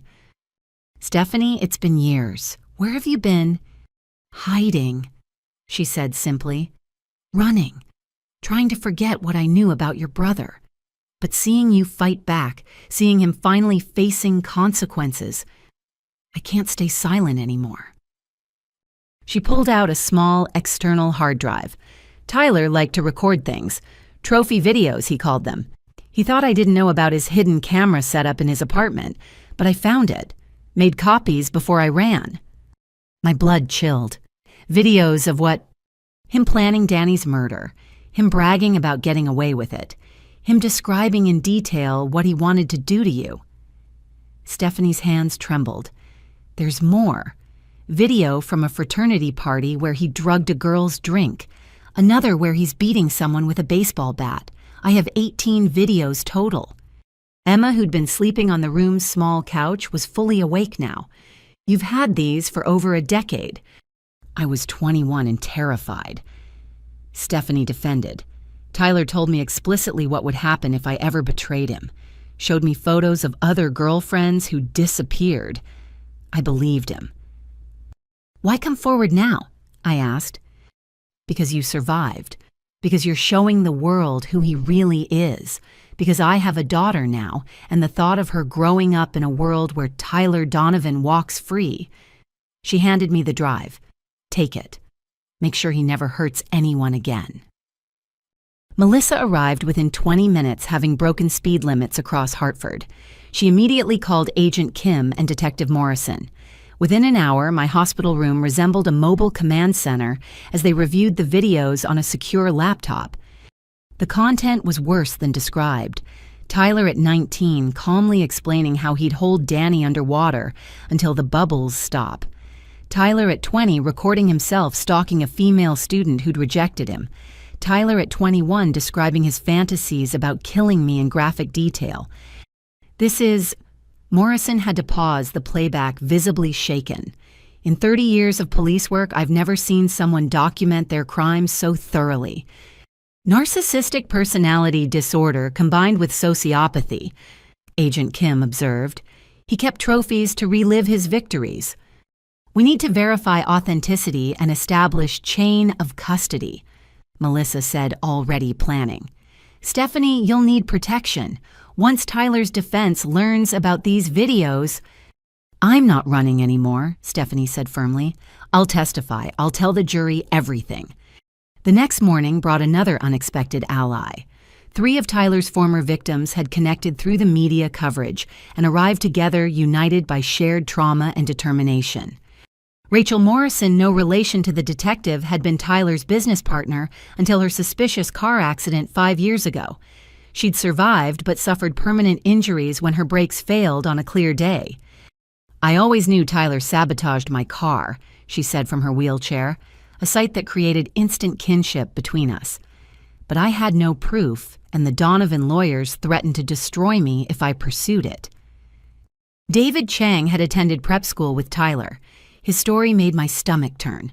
Systematic bullying that escalated to torture, including an incident where Tyler held his head in a toilet until David lost consciousness. The school covered it up, David explained. My parents were immigrants, didn't understand the system. Tyler's family donated a new library wing, and suddenly I was the troubled student making false accusations. Anna Fitzgerald had been Tyler's co-worker at his first job out of college. She'd reported him for sexual harassment and found herself fired within a week, blacklisted from the industry. HR said I was lying that Tyler was a model employee from a good family. They made me sign an NDA for a pathetic severance. But NDAs don't cover criminal testimony, right? Right, Melissa confirmed. You're all free to testify. The group had more than stories. They'd been conducting their own investigation. Rachel had documented financial irregularities in Tyler's business dealings. David had tracked down other prep school victims afraid to speak up. Anna had recordings of Tyler making threats at work. We formed a support group, Rachel explained, started connecting dots. There are at least 40 people with Tyler Donovan stories. Most are still too scared to come forward, but they're watching. If we testify successfully, others will follow, I finished. Safety in numbers. That afternoon, a nonprofit organization called Justice for Survivors reached out. They wanted to fund my experimental treatment fully and provide resources for all of Tyler's victims. "Your case is landmark," the director, Patricia Williams, explained via video call. "A wealthy serial predator finally facing justice because one victim survived and spoke up. We want to ensure you have every resource needed." "I can't accept charity," I began, but Patricia cut me off. "It's not charity. It's an investment in changing the system. Your victory becomes precedent for thousands of other cases. Besides," she smiled, "your grandmother was one of our anonymous donors for years. Consider this her final gift." The revelation stunned me. Grandmother Rose had been funding justice work while trapped in a family of criminals, another layer of her complex legacy. Support came from unexpected corporate corners, too. 3 major jewelry suppliers who'd been strong-armed by Harold over the years offered to testify about extortion and threats. Former board members of companies Harold served on provided evidence of embezzlement and fraud. "Your father made many enemies," one CEO told me. "We stayed quiet out of fear, but seeing him in handcuffs gave us courage. The business community wants the Donovan corruption exposed." Even within law enforcement, allies emerged. Officers who'd been pressured to drop cases, prosecutors who'd been threatened judges, who documented suspicious patterns, all ready to testify about systemic obstruction of justice. Judge Elizabeth Thornton introduced me to a network of judicial officials who'd been tracking wealthy criminal families for years. "The Donovans aren't unique," she explained, "but their downfall can set precedent for prosecuting others." The most surprising ally came in the form of Special Agent Sarah Mitchell from the FBI's Behavioral Analysis Unit. She'd been studying Tyler's videos and wanted to use them for training. "Your brother is a textbook case of privileged psychopathy," she explained. "His recordings show the escalation pattern perfectly: childhood animal cruelty, adolescent violence, adult murder. With your permission, we'd like to use this case to train agents in recognizing these patterns earlier. If it helps catch the next Tyler Donovan before he kills someone, absolutely," I agreed. Lauren had been building her own network from protective custody. Other abused spouses from wealthy families reached out sharing resources and strategies. She'd connected with specialized attorneys who helped her secure full custody and begin divorce proceedings. "Tyler's arrest gave me freedom," she told me during a secure call. "But your courage gave me strength. The kids and I are in therapy rebuilding. Mason wants to be a prosecutor when he grows up. Says he wants to stop bad people like Daddy." As trial preparation intensified, our coalition of allies grew stronger. Stephanie's videos were authenticated and deemed admissible. Rachel David and Anna's testimonies were prepared with careful attention to detail. Corporate witnesses provided financial evidence. Law enforcement officials documented obstruction patterns. "Tyler thought he was untouchable because of family money and connections," Melissa observed during a strategy meeting. "He never imagined his victims would unite against him." The media coverage of our growing alliance sparked national conversation about privilege, justice, and survival. Other victims of wealthy predators began speaking up, inspired by our example. The hashtag Donovan effect trended as people shared stories of escaping abusive situations. Dr. Yamamoto called with promising news about my treatment. "The stem cells are integrating better than expected. Physical therapy is showing remarkable progress. I'm optimistic about significant mobility recovery within the year." "I'll walk into that courtroom," I promised. "Maybe with assistance, but I'll walk."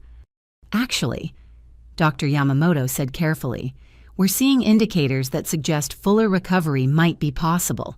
Don't want to create false hope, but keep working hard."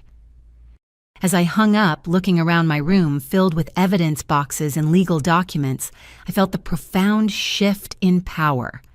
Tyler had created enemies everywhere he went, leaving a trail of victims who'd been waiting for someone to stand up first.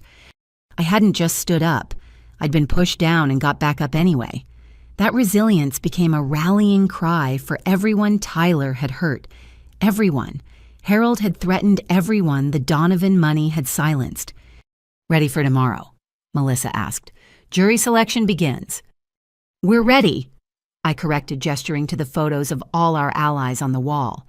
"Tyler's going to face an army of his own making." The boy who drowned Danny in a pool was about to drown in testimonies from everyone he'd tried to destroy. Justice might have been delayed by decades, but it was arriving with compound interest.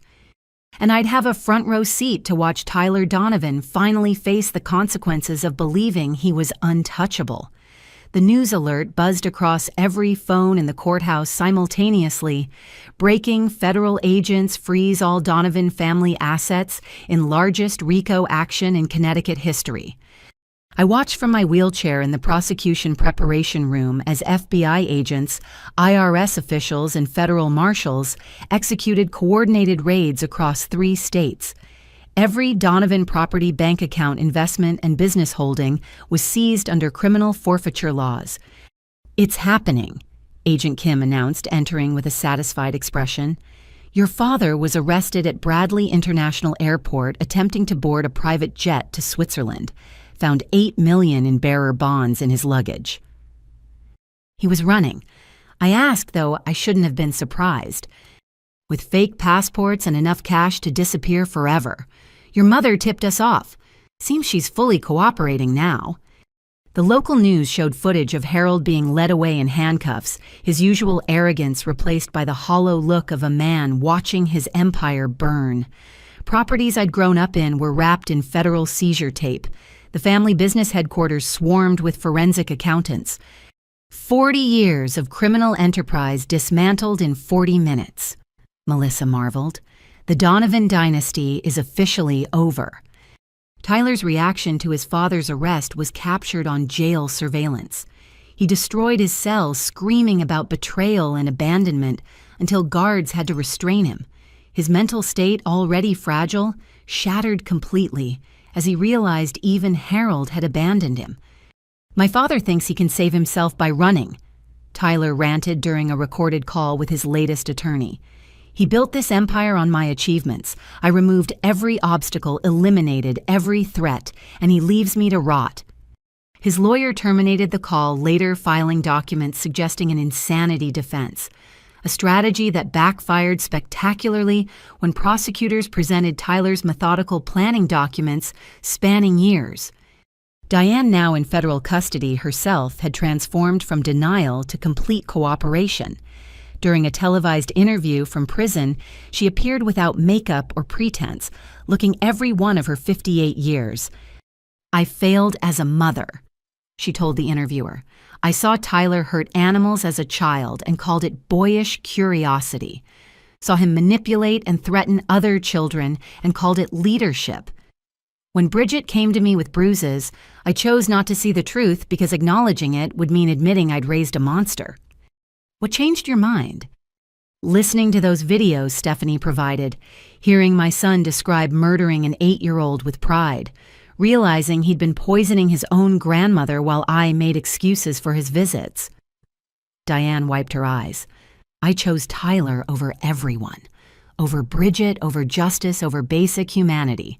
Prison is less than I deserve." The financial investigation revealed staggering corruption. Harold had embezzled over $30 million from various companies.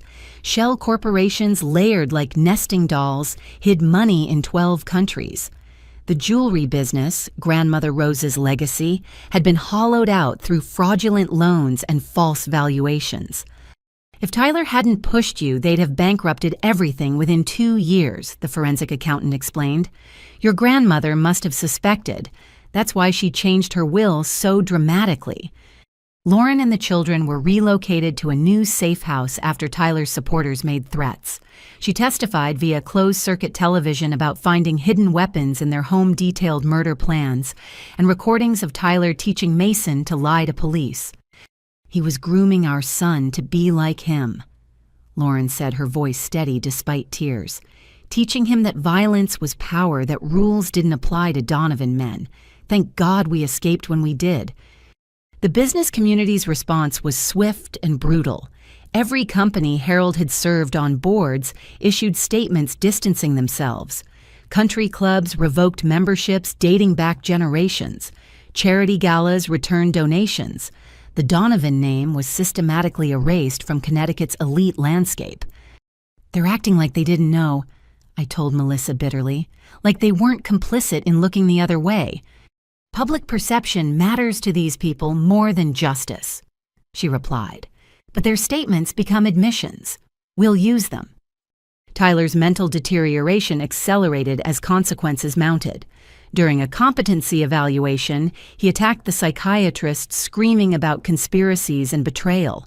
He began referring to himself in third person, insisting Tyler Donovan was a character he'd played, not his real identity. Classic narcissistic collapse.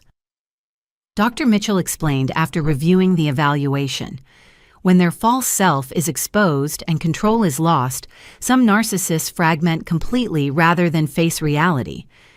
Is he competent to stand trial? Absolutely. This isn't insanity. It's rage that his mask finally fell off. More victims emerged as news of the asset freeze spread. A groundskeeper who'd been injured on our property and paid to stay quiet. A housekeeper who'd witnessed Tyler's violence and been threatened into silence. Each story added weight to the prosecution's case. The jewelry employees freed from Harold's control revealed years of wage theft and intimidation. Several had been forced to sign illegal contracts, work unpaid overtime, and submit to harassment. They formed their own coalition, pursuing separate civil actions. "Your grandmother tried to protect us," one longtime employee told me, "but your father had too much power. Seeing him arrested, it's like we can breathe again." I arranged for the jewelry business, what remained of it, to be placed in trust for employee ownership. Whatever survived the federal seizure would belong to the people who'd actually built it, not the family who'd exploited them. Public sentiment shifted dramatically as the full scope of Donovan crimes emerged. What had started as sympathy for me evolved into broader outrage about systemic privilege protecting predators. Prosecutors from other jurisdictions contacted Melissa about cold cases potentially linked to Tyler. "We've identified 12 suspicious deaths over 24 years that connect to your brother," Detective Morrison informed me. "Each victim had something Tyler wanted or posed a threat to family interests.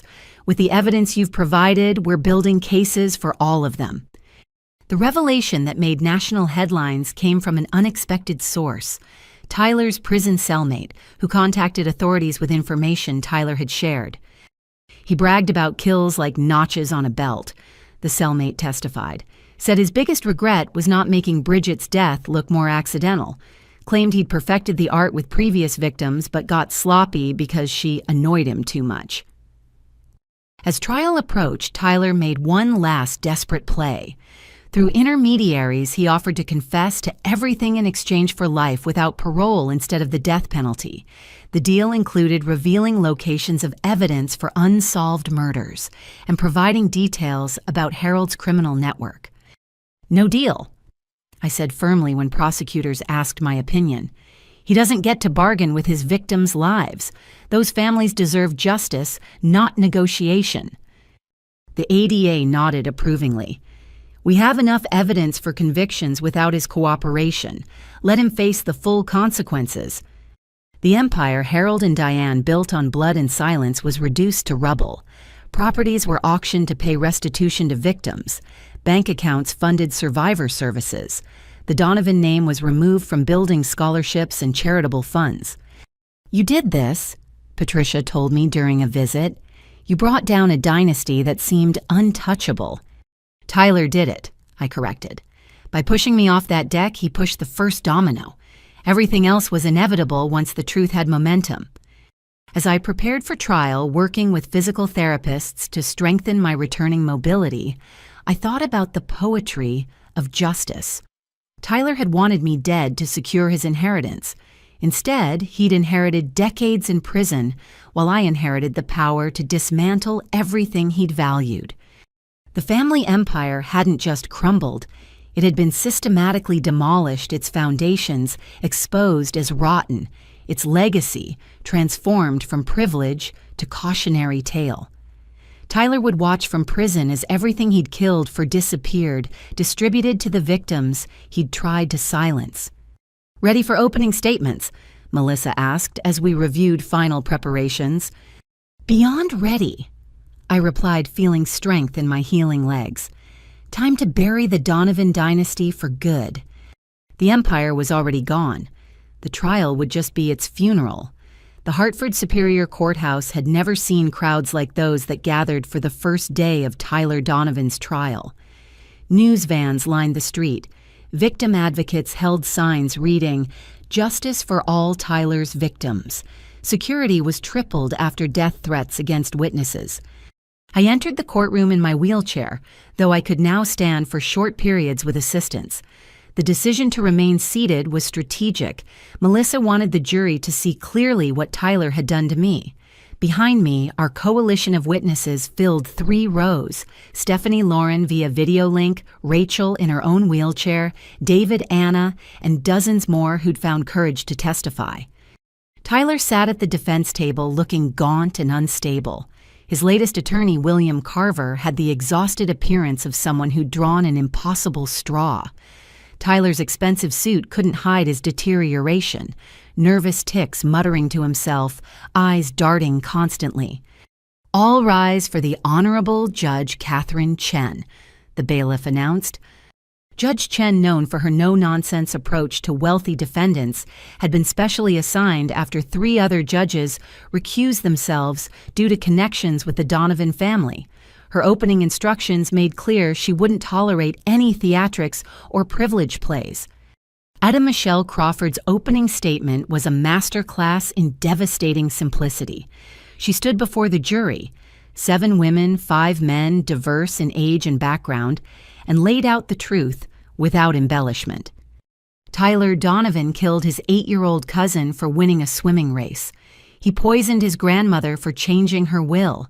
He attempted to murder his sister for inheriting what he believed was his. Over 24 years, he left a trail of bodies, broken lives, and silenced victims. Today, those silenced voices will speak. She presented a timeline showing Tyler's escalation from childhood violence to serial murder.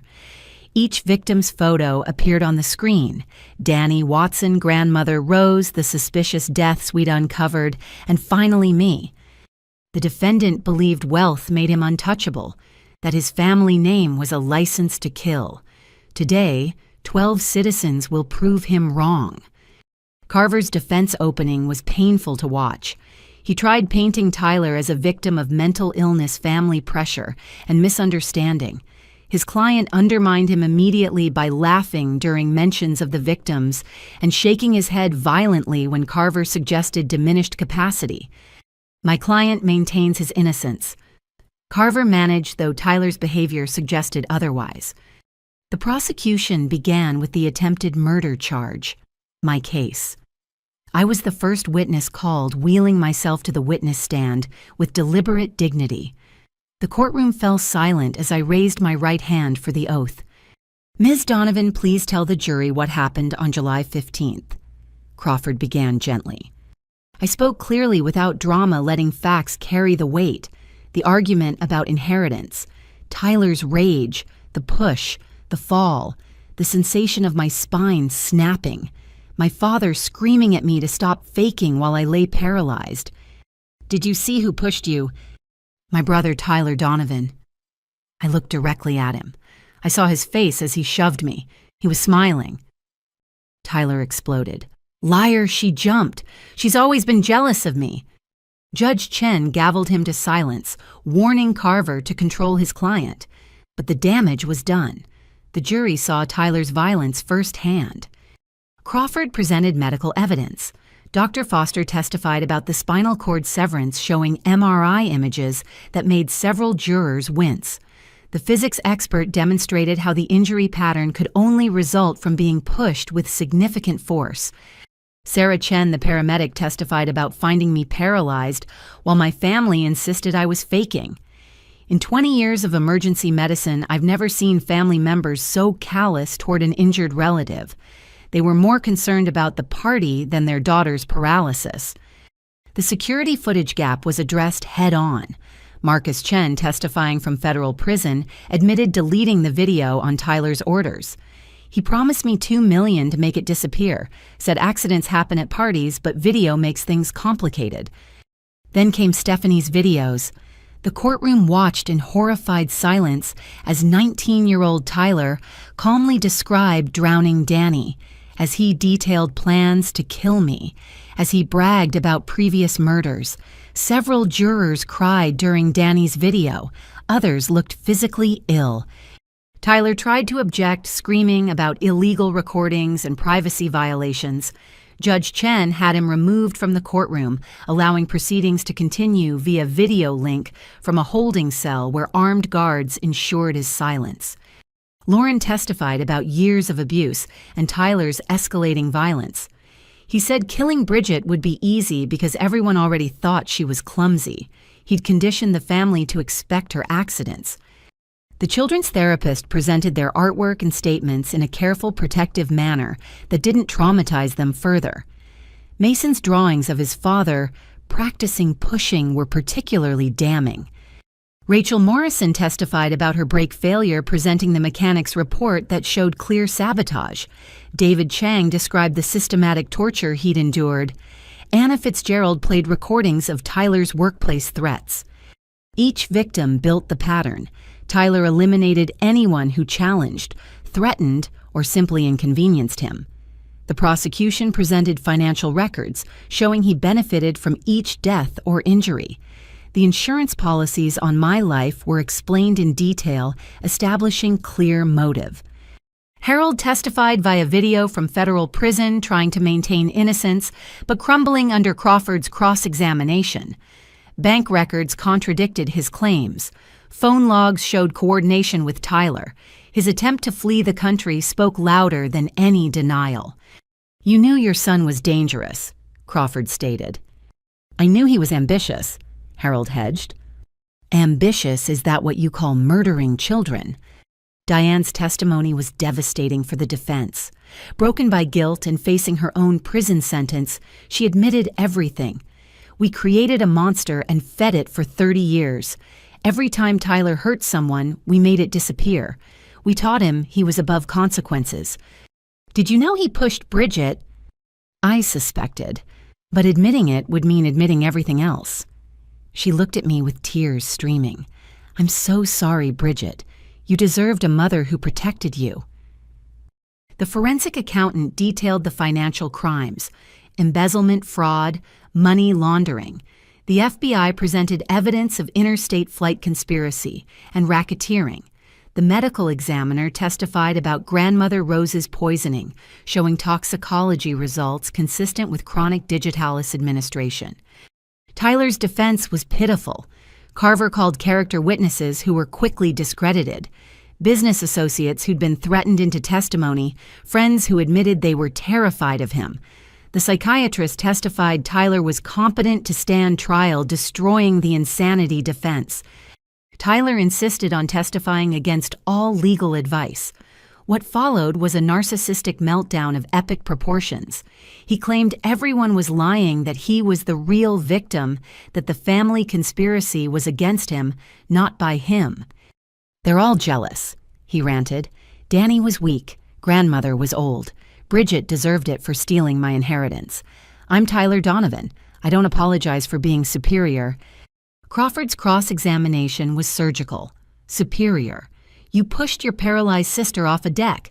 How is that superior?" "She survived when she shouldn't have. That's the only mistake I made." The courtroom gasped. Tyler had just confessed on the stand. "So you did push her?" "Of course I pushed her, but it was justified. She took what was mine." Carver put his head in his hands as Tyler continued confessing to crime after crime, his narcissistic rage overriding any legal strategy. By the time Judge Chen mercifully ended his testimony, Tyler had admitted to 4 murders and multiple attempted murders. Closing arguments were almost anticlimactic after Tyler's self-destruction. Crawford simply reviewed the evidence. Testimony from dozens of witnesses, financial documents, videos, and Tyler's own confession. The defendant told you himself. He pushed his sister off a deck because she inherited what he wanted. He shows no remorse, only rage that he was caught. Society has one way to stop predators, like Tyler Donovan: conviction and imprisonment for life. Carver's closing was brief, essentially throwing himself on the jury's mercy and suggesting mental illness despite no supporting evidence. Tyler undermined him again by laughing during mentions of his victims. The jury deliberated for less than 3 hours. As they filed back in, I gripped Emma's hand. Lauren watched via video link her children safely at school. Our coalition of survivors held their breath. On the charge of attempted murder in the first degree, we find the defendant guilty. On the charge of murder in the first degree in the death of Daniel Watson, we find the defendant guilty.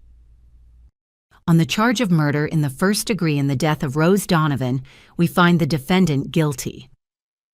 Guilty. Guilty. Guilty. 47 charges. 47 guilty verdicts. Tyler watched in stunned silence as his life was measured in convictions. The serial killer who'd hidden behind privilege for decades was finally officially a convicted murderer. Judge Chen scheduled sentencing for the following month, denying bail and ordering Tyler to maximum security imprisonment.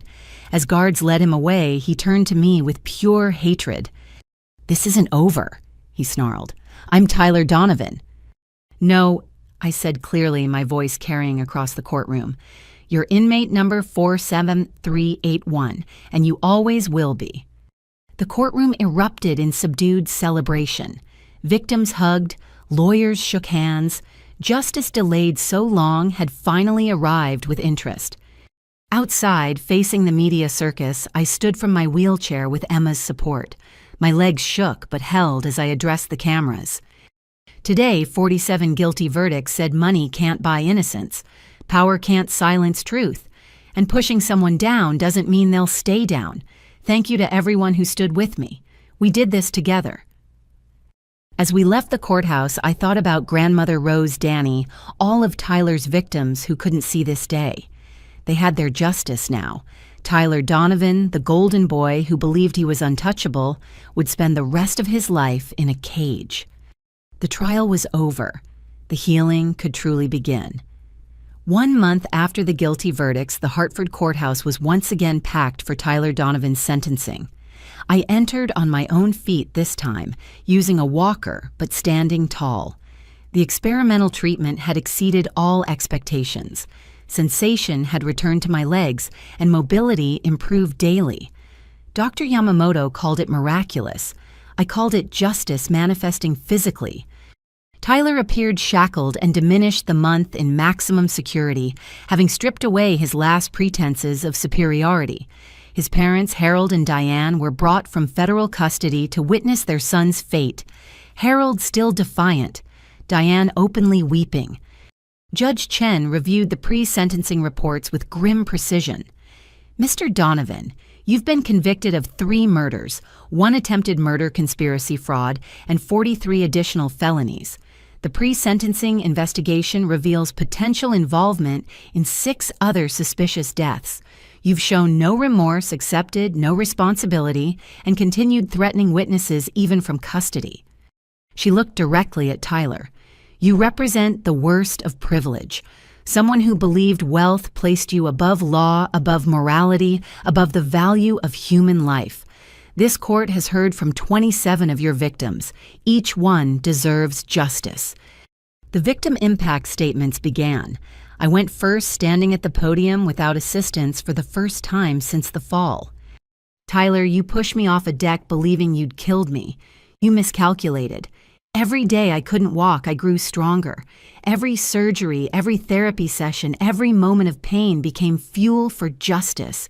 You created the very weapon that would destroy you, a survivor with nothing left to lose and everything to fight for." I looked at him steadily. "You took my spine but gave me a backbone. You stole my legs but taught me to stand. You tried to silence me but amplified my voice. Your greatest cruelty became my greatest strength. Lauren spoke via video, their children visible behind her. You terrorized our family for years, but we're free now. The kids are in therapy healing from your influence. They know violence isn't strength. They're learning empathy, kindness, everything you lack. They'll grow up to be everything you're not. Rachel Morrison wheeled herself forward. You sabotaged my car because I was better at business than you. The accident took my legs but not my spirit. I've built a new company employing other disabled entrepreneurs. We're thriving while you rot. Victim after victim spoke. David Chang about overcoming trauma. Anna Fitzgerald about rebuilding her career. Jennifer Walsh about finding her voice. Each testimony revealed not just Tyler's cruelty, but their triumph over it. Patricia spoke for Danny Watson, her voice breaking. He was 8 years old. He loved swimming dinosaurs and chocolate chip cookies. He would have been 32 now. Maybe married, maybe a father. You stole his entire future for the crime of beating you in a race. When victims finished, Ada Crawford presented the state's sentencing recommendation. The defendant has shown a pattern of escalating violence spanning 24 years. He's murdered at least 3 people attempted to murder his sister and shows no capacity for rehabilitation. We request the maximum sentence on all counts to run consecutively. Tyler's attorney made a weak plea for mercy, citing mental health issues and family pressure. Tyler undermined him immediately by interrupting. I don't want mercy, he shouted. I want recognition. I eliminated weakness. I proved superiority. If I could do it again, I'd push Bridget harder. Judge Chen's expression hardened. Mr. Donovan, you've just demonstrated exactly why society needs protection from you. She proceeded with sentencing. For the murder of Daniel Watson, a child whose only crime was excellence, life without parole. For the murder of Rose Donovan, who loved you despite knowing what you were, life without parole. For the attempted murder of Bridget Donovan, 40 years. She continued through each charge sentences, stacking consecutively. The final tally, 3 life sentences plus 280 years, no possibility of parole. You'll die in prison, Mr. Donovan. You'll never harm another person. You'll never benefit from your family's wealth. You'll spend whatever years remain understanding what it means to be truly powerless. Tyler screamed obscenities as guards dragged him away. Harold was led back to serve his 25-year sentence for conspiracy and fraud. Diane would serve 10 years with possibility of parole in 7 if she continued cooperating. Outside the courthouse, our coalition gathered for what many called a celebration, though it felt more like a memorial. Justice had been served, but it couldn't resurrect the dead or undo the trauma. What now? David Chang asked. We got justice. What comes next? Healing, I said simply, and helping others get their own justice. The Bridget Donovan Foundation launched the following week, funded by the liquidated Donovan assets and my inheritance from Grandmother Rose. Our mission supporting survivors of privileged predators, funding spinal cord research, and advocating for judicial reform. The jewelry business transferred to employee ownership became a model for ethical transformation. Workers who'd been exploited now shared profits and decision-making. Several hired other survivors, creating a community of recovery.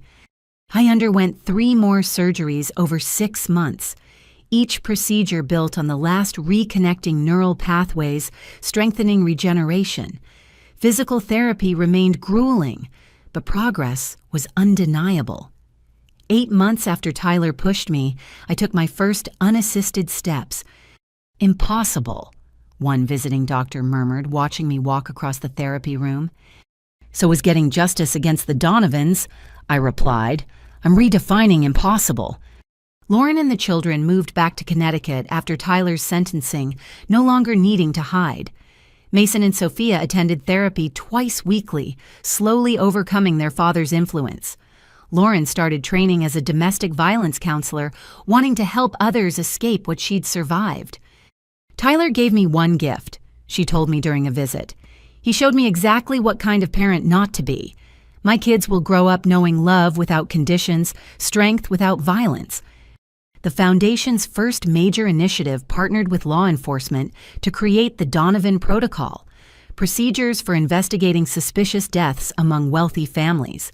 Detective Morrison led training sessions teaching officers to recognize patterns Tyler had exemplified. "Rich predators aren't smarter," he explained to a room of detectives. "They just have better lawyers and intimidation tactics. Look past the money, follow the evidence, protect the victims." Stephanie Chen became our lead investigator, using her tech skills to help other survivors document abuse safely. Her courage in providing Tyler's videos had inspired dozens of others to come forward with their own evidence. "I hid for 10 years, she said during one Foundation meeting, "but hiding gave him power. Truth is the only antidote to predators like Tyler." A year after the trial, I stood in Grandmother Rose's garden, now the Foundation's headquarters. The estate that had housed so much evil was transformed into a beacon of hope. Meeting rooms where Harold had planned crimes now hosted survivor support groups. Tyler's former bedroom became a children's therapy space. Rachel Morrison arrived for our board meeting, having become our accessibility consultant. David Chang, now a successful advocate, brought proposals for expanding services. Anna Fitzgerald had created a legal fund for victims facing NDAs. "Look what we built from ashes," Rachel said, surveying the transformed estate. "Tyler thought he was destroying us. Instead, he created an army." Judge Chen visited to discuss judicial reform initiatives. "Your case exposed systematic failures. We're implementing mandatory training on recognizing privileged violence. No more wealthy predators hiding behind donations and connections." The Foundation received thousands of applications for help. Each story echoed familiar themes: powerful abusers, institutional blindness, silenced victims. We funded legal representation therapy, safe housing, whatever survivors needed to fight back. One case particularly moved me: a young woman whose CEO brother had pushed her downstairs, leaving her partially paralyzed. The parallels were eerie, but this time she wouldn't fight alone. Our lawyers took her case pro bono. Our survivors shared their experiences. Our resources ensured she wouldn't be silenced by wealth. "You saved my life," she told me after winning her case. "Not just legally, you showed me survival was possible." Tyler, meanwhile, deteriorated in maximum security. Reports indicated he'd been placed in solitary after attacking other inmates. His delusions of grandeur crashed against the reality of life as inmate 47581. No money to buy protection, no family name to invoke, no violence without consequence.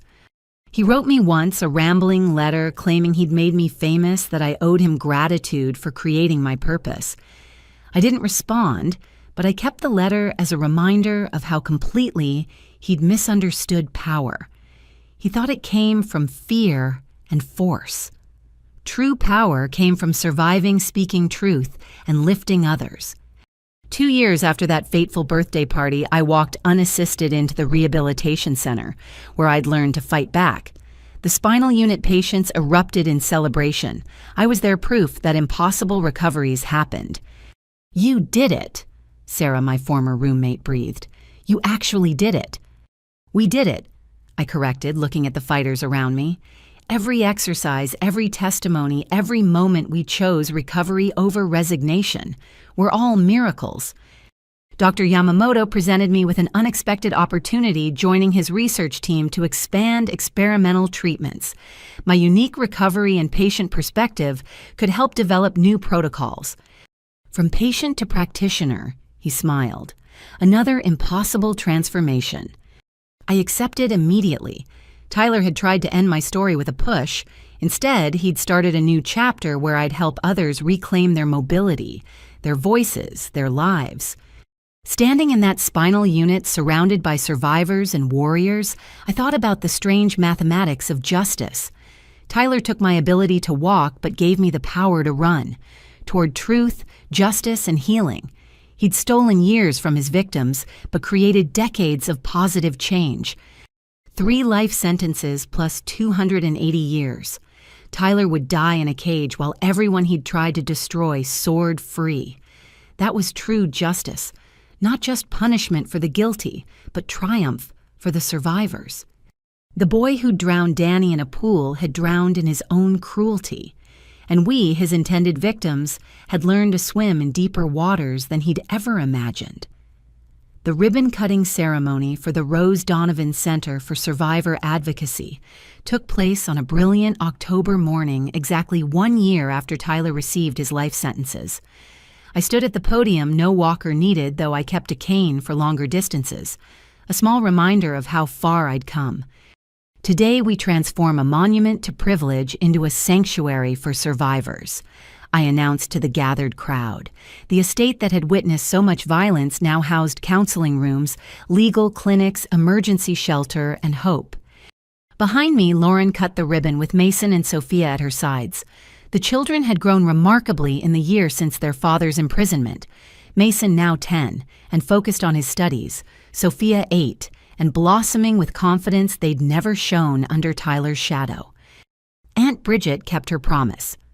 Mason announced proudly to anyone who'd listen, "She's teaching me to swim and I'm not scared anymore." The foundation had grown beyond my wildest dreams. We'd helped prosecute 17 cases of privileged violence, funded 23 survivors through rehabilitation, and changed laws in 3 states. But today wasn't about statistics. It was about faces in the crowd who'd found justice through our work. Among them stood Daniel Martinez, the doctor who'd become far more than my physician. We'd met when he joined Dr. Yamamoto's team 6 months earlier, bringing expertise in trauma psychology alongside spinal cord innovation. His gentle patience during my treatment evolved into deeper connection. "You're nervous," he observed, appearing at my elbow as I greeted guests. "Terrified," I admitted. "It's easier to fight predators than to accept you've won." His warm brown eyes crinkled with understanding. "Trauma teaches us to expect the next blow. Peace feels dangerous because we've never known it." He squeezed my hand gently. "But you're safe now. Tyler's gone. Your parents are imprisoned. This is your life to build." The first time Daniel asked me to dinner, a real date, not a medical consultation, I'd panicked. 28 years of Tyler's violence had convinced me I didn't deserve gentleness. But Daniel persisted with the same patience he showed in therapy, never pushing, simply present. "I see you," he'd said during one late-night conversation. "Not the victim, not the survivor, not the advocate, just Bridget, and she's worth knowing." Now watching him chat with Foundation board members, I felt something I'd never imagined possible, uncomplicated happiness. No fear of violence, no watching for danger, just peace. Patricia approached with champagne, looking years younger than when she'd first visited my hospital room. "Your grandmother would be so proud. You've built something beautiful from the ashes." "We built it," I corrected. "None of this happens alone." The Foundation's success had attracted national attention. 60 Minutes had featured our work. Congress invited me to testify about judicial reform. Universities requested lectures on recognizing privileged predators. Each platform amplified our message. Wealth didn't excuse violence, and survivors deserve justice, regardless of their attacker's bank account. Rachel Morrison wheeled over with exciting news. The medical equipment company wants to sponsor 10 spinal cord patients through experimental treatment. They were moved by our stories. "That's incredible. Have you told Dr. Yamamoto?" "He's already screening candidates." Rachel grinned. "Also, that tech CEO who pushed his sister just got 40 years. Our legal team is unstoppable." The Foundation operated on multiple fronts now. Stephanie Chen ran our documentation program, teaching survivors to safely gather evidence. David Chang led legislative advocacy, pushing for stronger penalties for privilege-enabled violence. Anna Fitzgerald managed our legal fund, ensuring money never silenced another victim. "We're a machine," Stephanie said proudly during our board meeting. "Tyler created his worst nightmare. Organized, funded, relentless opposition to predators like him." The center's opening celebration continued into evening. Survivors shared stories, children played in gardens where I'd once bled, and hope replaced the terror that had permeated these grounds for generations. "May I steal you for a moment?" Daniel asked as sunset painted the sky crimson. We walked to the renovated pool house, once the site of Danny's murder, now a children's therapy center filled with art and light. The transformation felt symbolic of everything we'd accomplished. "I have something to tell you," Daniel began, uncharacteristically nervous. "I've been offered a position at Johns Hopkins running their new spinal rehabilitation program. It's an incredible opportunity, but my heart sank. After everything, losing him felt unbearably cruel. "But I can't imagine going without you." He took my hands, his surgeon's fingers gentle but steady. "I know we've only been together 8 months. I know you're still healing. But Bridget, you've become my home. Would you consider coming with me?" The foundation can operate remotely, and Baltimore has incredible resources for expansion. I stared at him, processing. Leave Connecticut. Leave the site of so much trauma, but also so much triumph. "You don't have to answer now," he added quickly. "I just wanted you to know you're part of my decision. Whatever you choose will make it work." "Yes," I said, surprising myself with the certainty. "Yes, I'll come with you." His joy was radiant. "Really? Tyler trapped me here with fear. Staying because I choose to is different from staying because I'm afraid to leave." I smiled, feeling lighter. "Besides, Baltimore could use a survivor center. We'll expand the foundation, help more people." He kissed me, then gentle and sure, and I marveled at feeling safe in someone's arms. Tyler had taught me touch meant pain. Daniel proved it could mean comfort. Lauren found us later, beaming with her own news. "The divorce is final. I'm officially Lauren Martinez again, and..." She held up an acceptance letter. "Georgetown social work program accepted me. The kids and I are moving to D.C. "That's wonderful. When?" "January, close enough to visit, far enough to build fresh." She hugged me tightly. "We're really doing it, aren't we? Building lives Tyler can't touch." The evening's final surprise came from an unexpected source. Judge Chen approached with a young woman I recognized from news coverage, Melissa Yang, whose investment banker brother had pushed her from a high-rise balcony, leaving her paralyzed. "Ms. Donovan." Melissa said, her voice trembling with emotion. "Your testimony at Congress convinced my family to stop protecting my brother. He was convicted last week. 30 years. I wanted to thank you personally." "You don't need to thank me. You survived. You spoke truth. That takes incredible courage. Your foundation gave me that courage. Knowing I wasn't alone, that someone else had survived this exact violence." Tears flowed freely. "May I volunteer here? I want to help others the way you helped me." "We'd be honored," I said, meaning it deeply. As the celebration wound down, I stood in Grandmother Rose's study, now my office, looking at everything we'd built. Photos covered one wall, survivors who'd found justice, volunteers who'd joined our mission lives, reclaimed from violence. Tyler's photo was notably absent. He existed now only as a case number, a cautionary tale, a reminder of what happened when privilege protected predators. Reports from prison indicated he'd been transferred to psychiatric containment after multiple violent incidents. His delusions of grandeur had evolved into complete break from reality. "He's convinced you're visiting him," Harold had written in his single letter to me. "Talks to empty air, claiming you're thanking him for making you famous. The other inmates think he's insane." I hadn't responded. Both parents would die in prison. Harold from a heart attack, 2 years into his sentence, Diane by her own hand, overcome with guilt.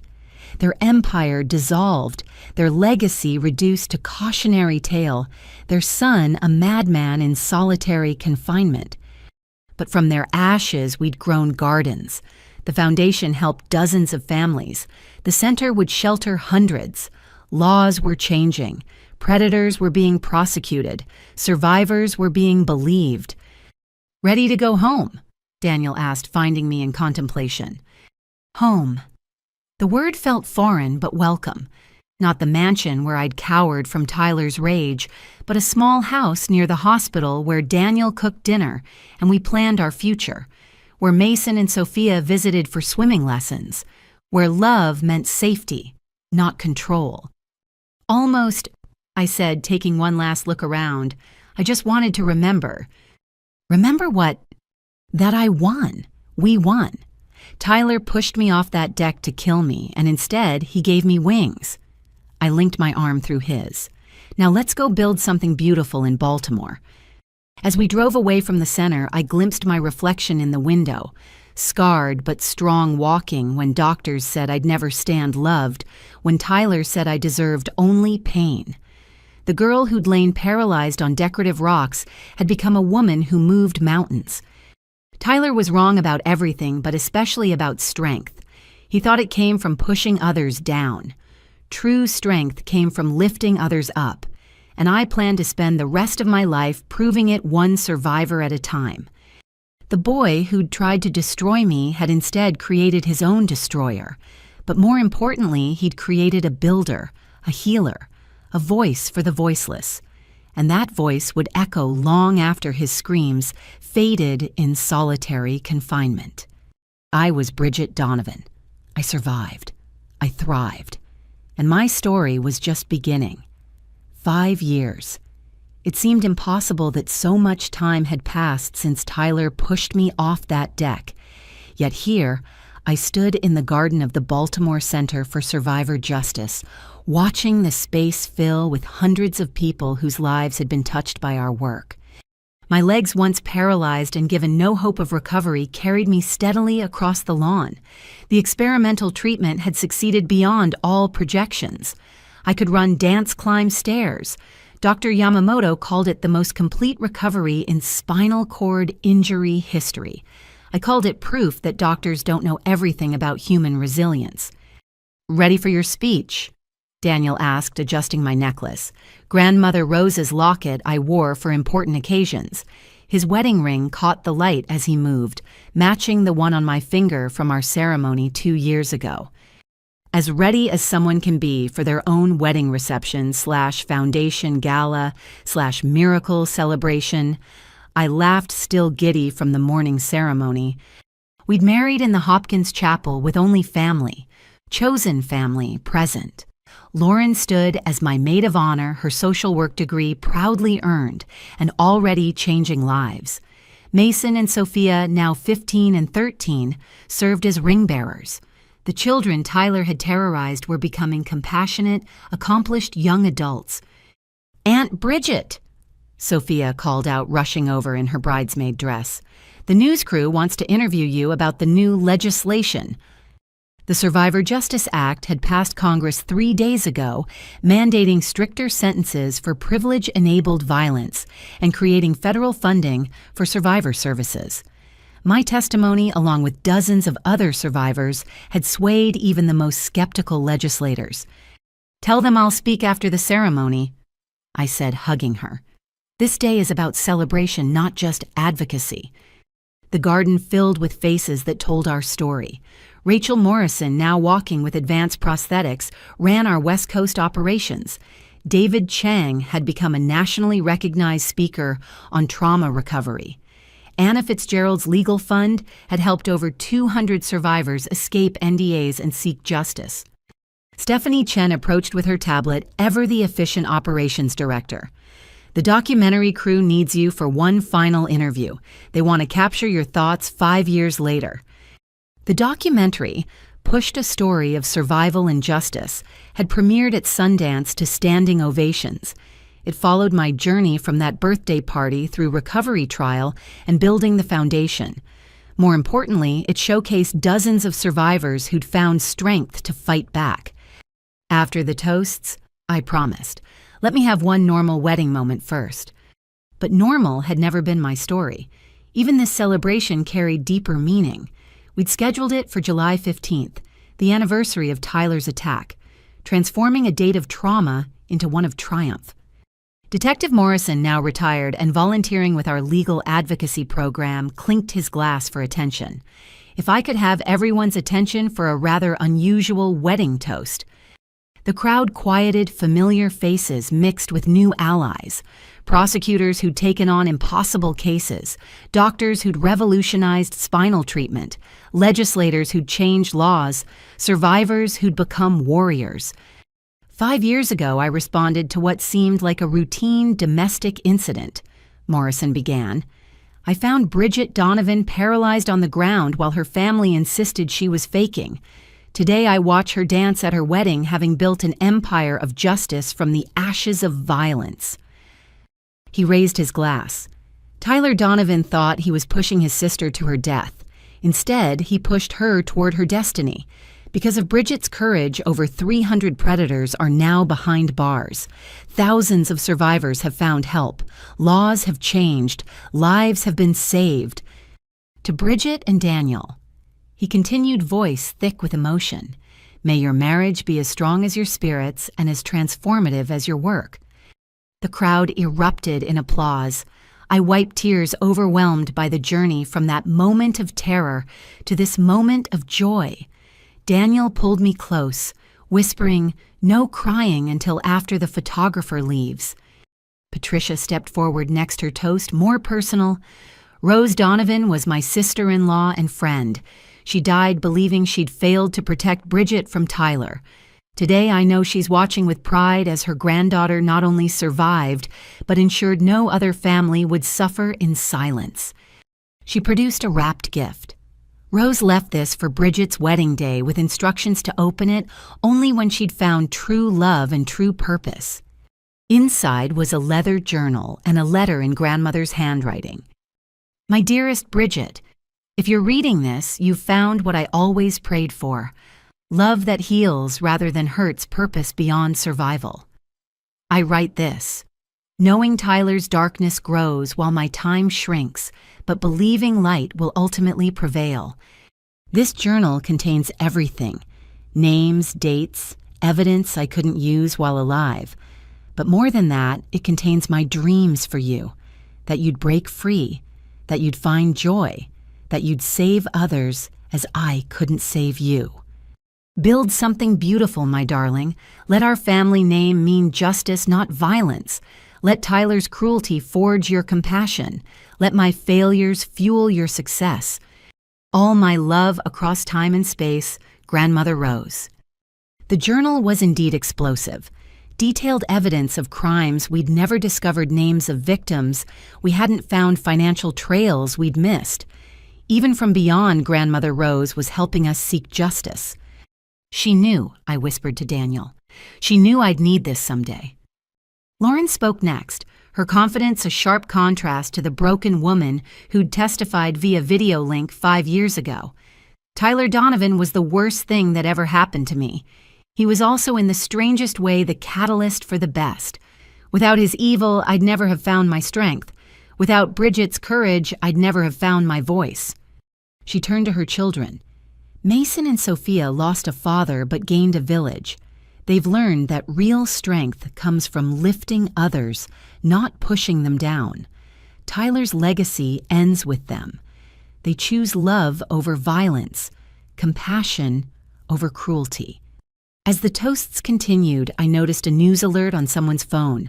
Tyler had been found dead in his cell that morning, apparent suicide after years of deteriorating mental health.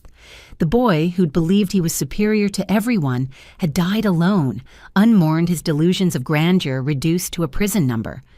I felt nothing. No satisfaction, no sorrow, just a sense of ending. Tyler had been dead to me since the trial. His physical death merely confirmed what we'd already known. His story was over, while ours continued to grow. "Are you okay?"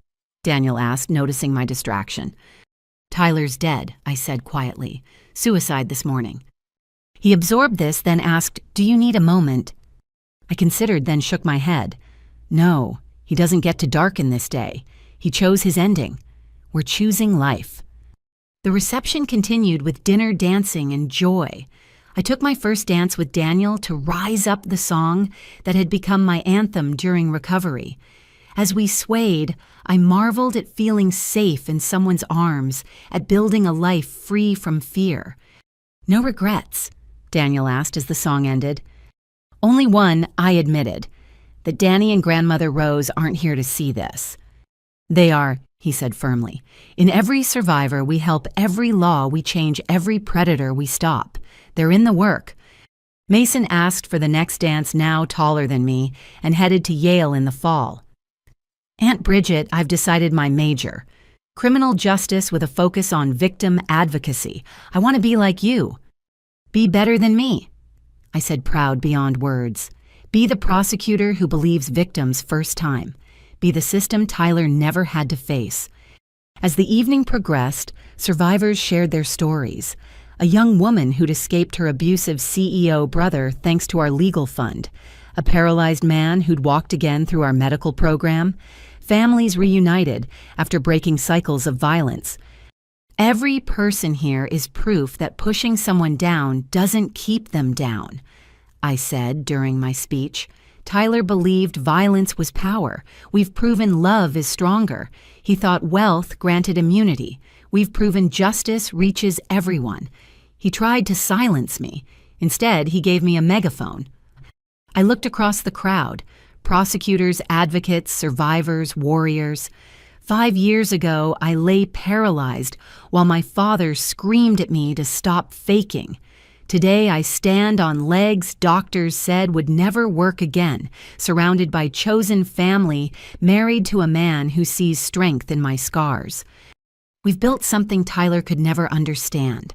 A community where vulnerability is courage, where surviving is winning, where lifting others is the only real power.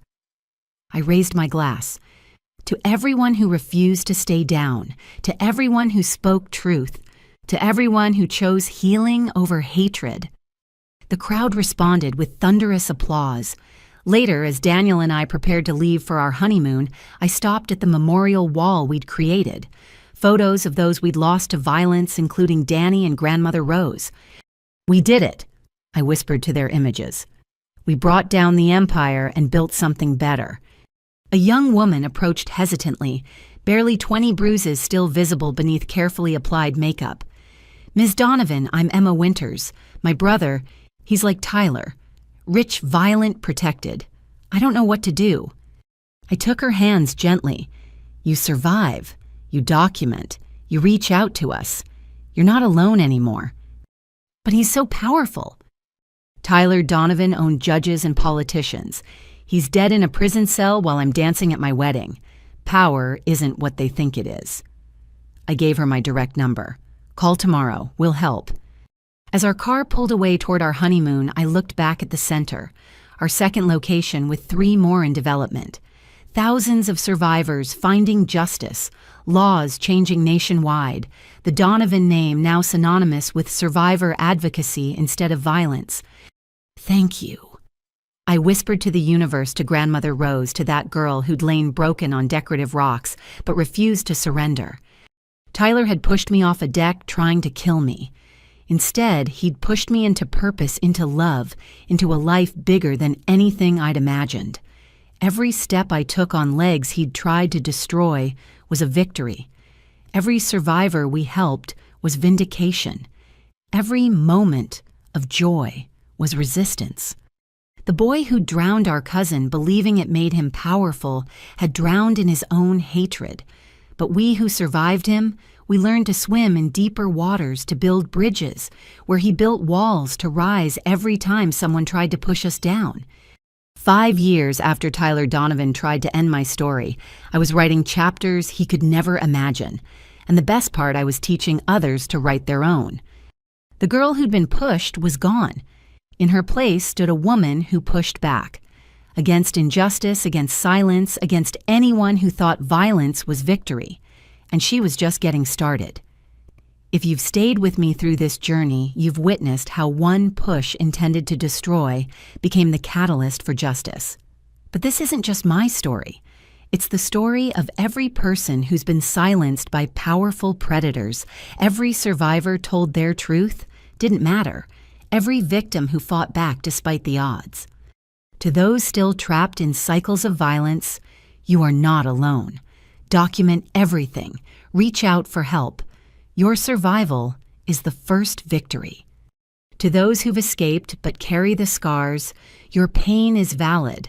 Your healing matters. Your voice could save someone else. To everyone who's watched someone suffer and felt helpless, believe survivors, support them, stand with them against systems that protect predators. I have a question for you. Have you or someone you know faced violence from those who thought they were untouchable? What gave you the strength to keep going? Share your thoughts in the comments. Every story shared weakens the culture of silence that protects predators. If this story moved you, please like and subscribe to stay connected with our community of survivors and advocates. Share this video with anyone who needs to know they're not alone, that survival is possible, that pushing back is powerful. Thank you for witnessing my journey from victim to victor. Thank you for believing that truth matters more than money, that justice delayed doesn't mean justice denied. Thank you for being part of the movement that ensures no one fights alone. Remember, they can push us down, but we decide whether to stay down, and together we rise. Until next time, keep fighting, keep healing, and keep lifting others. With love and unbreakable spirit, Bridget.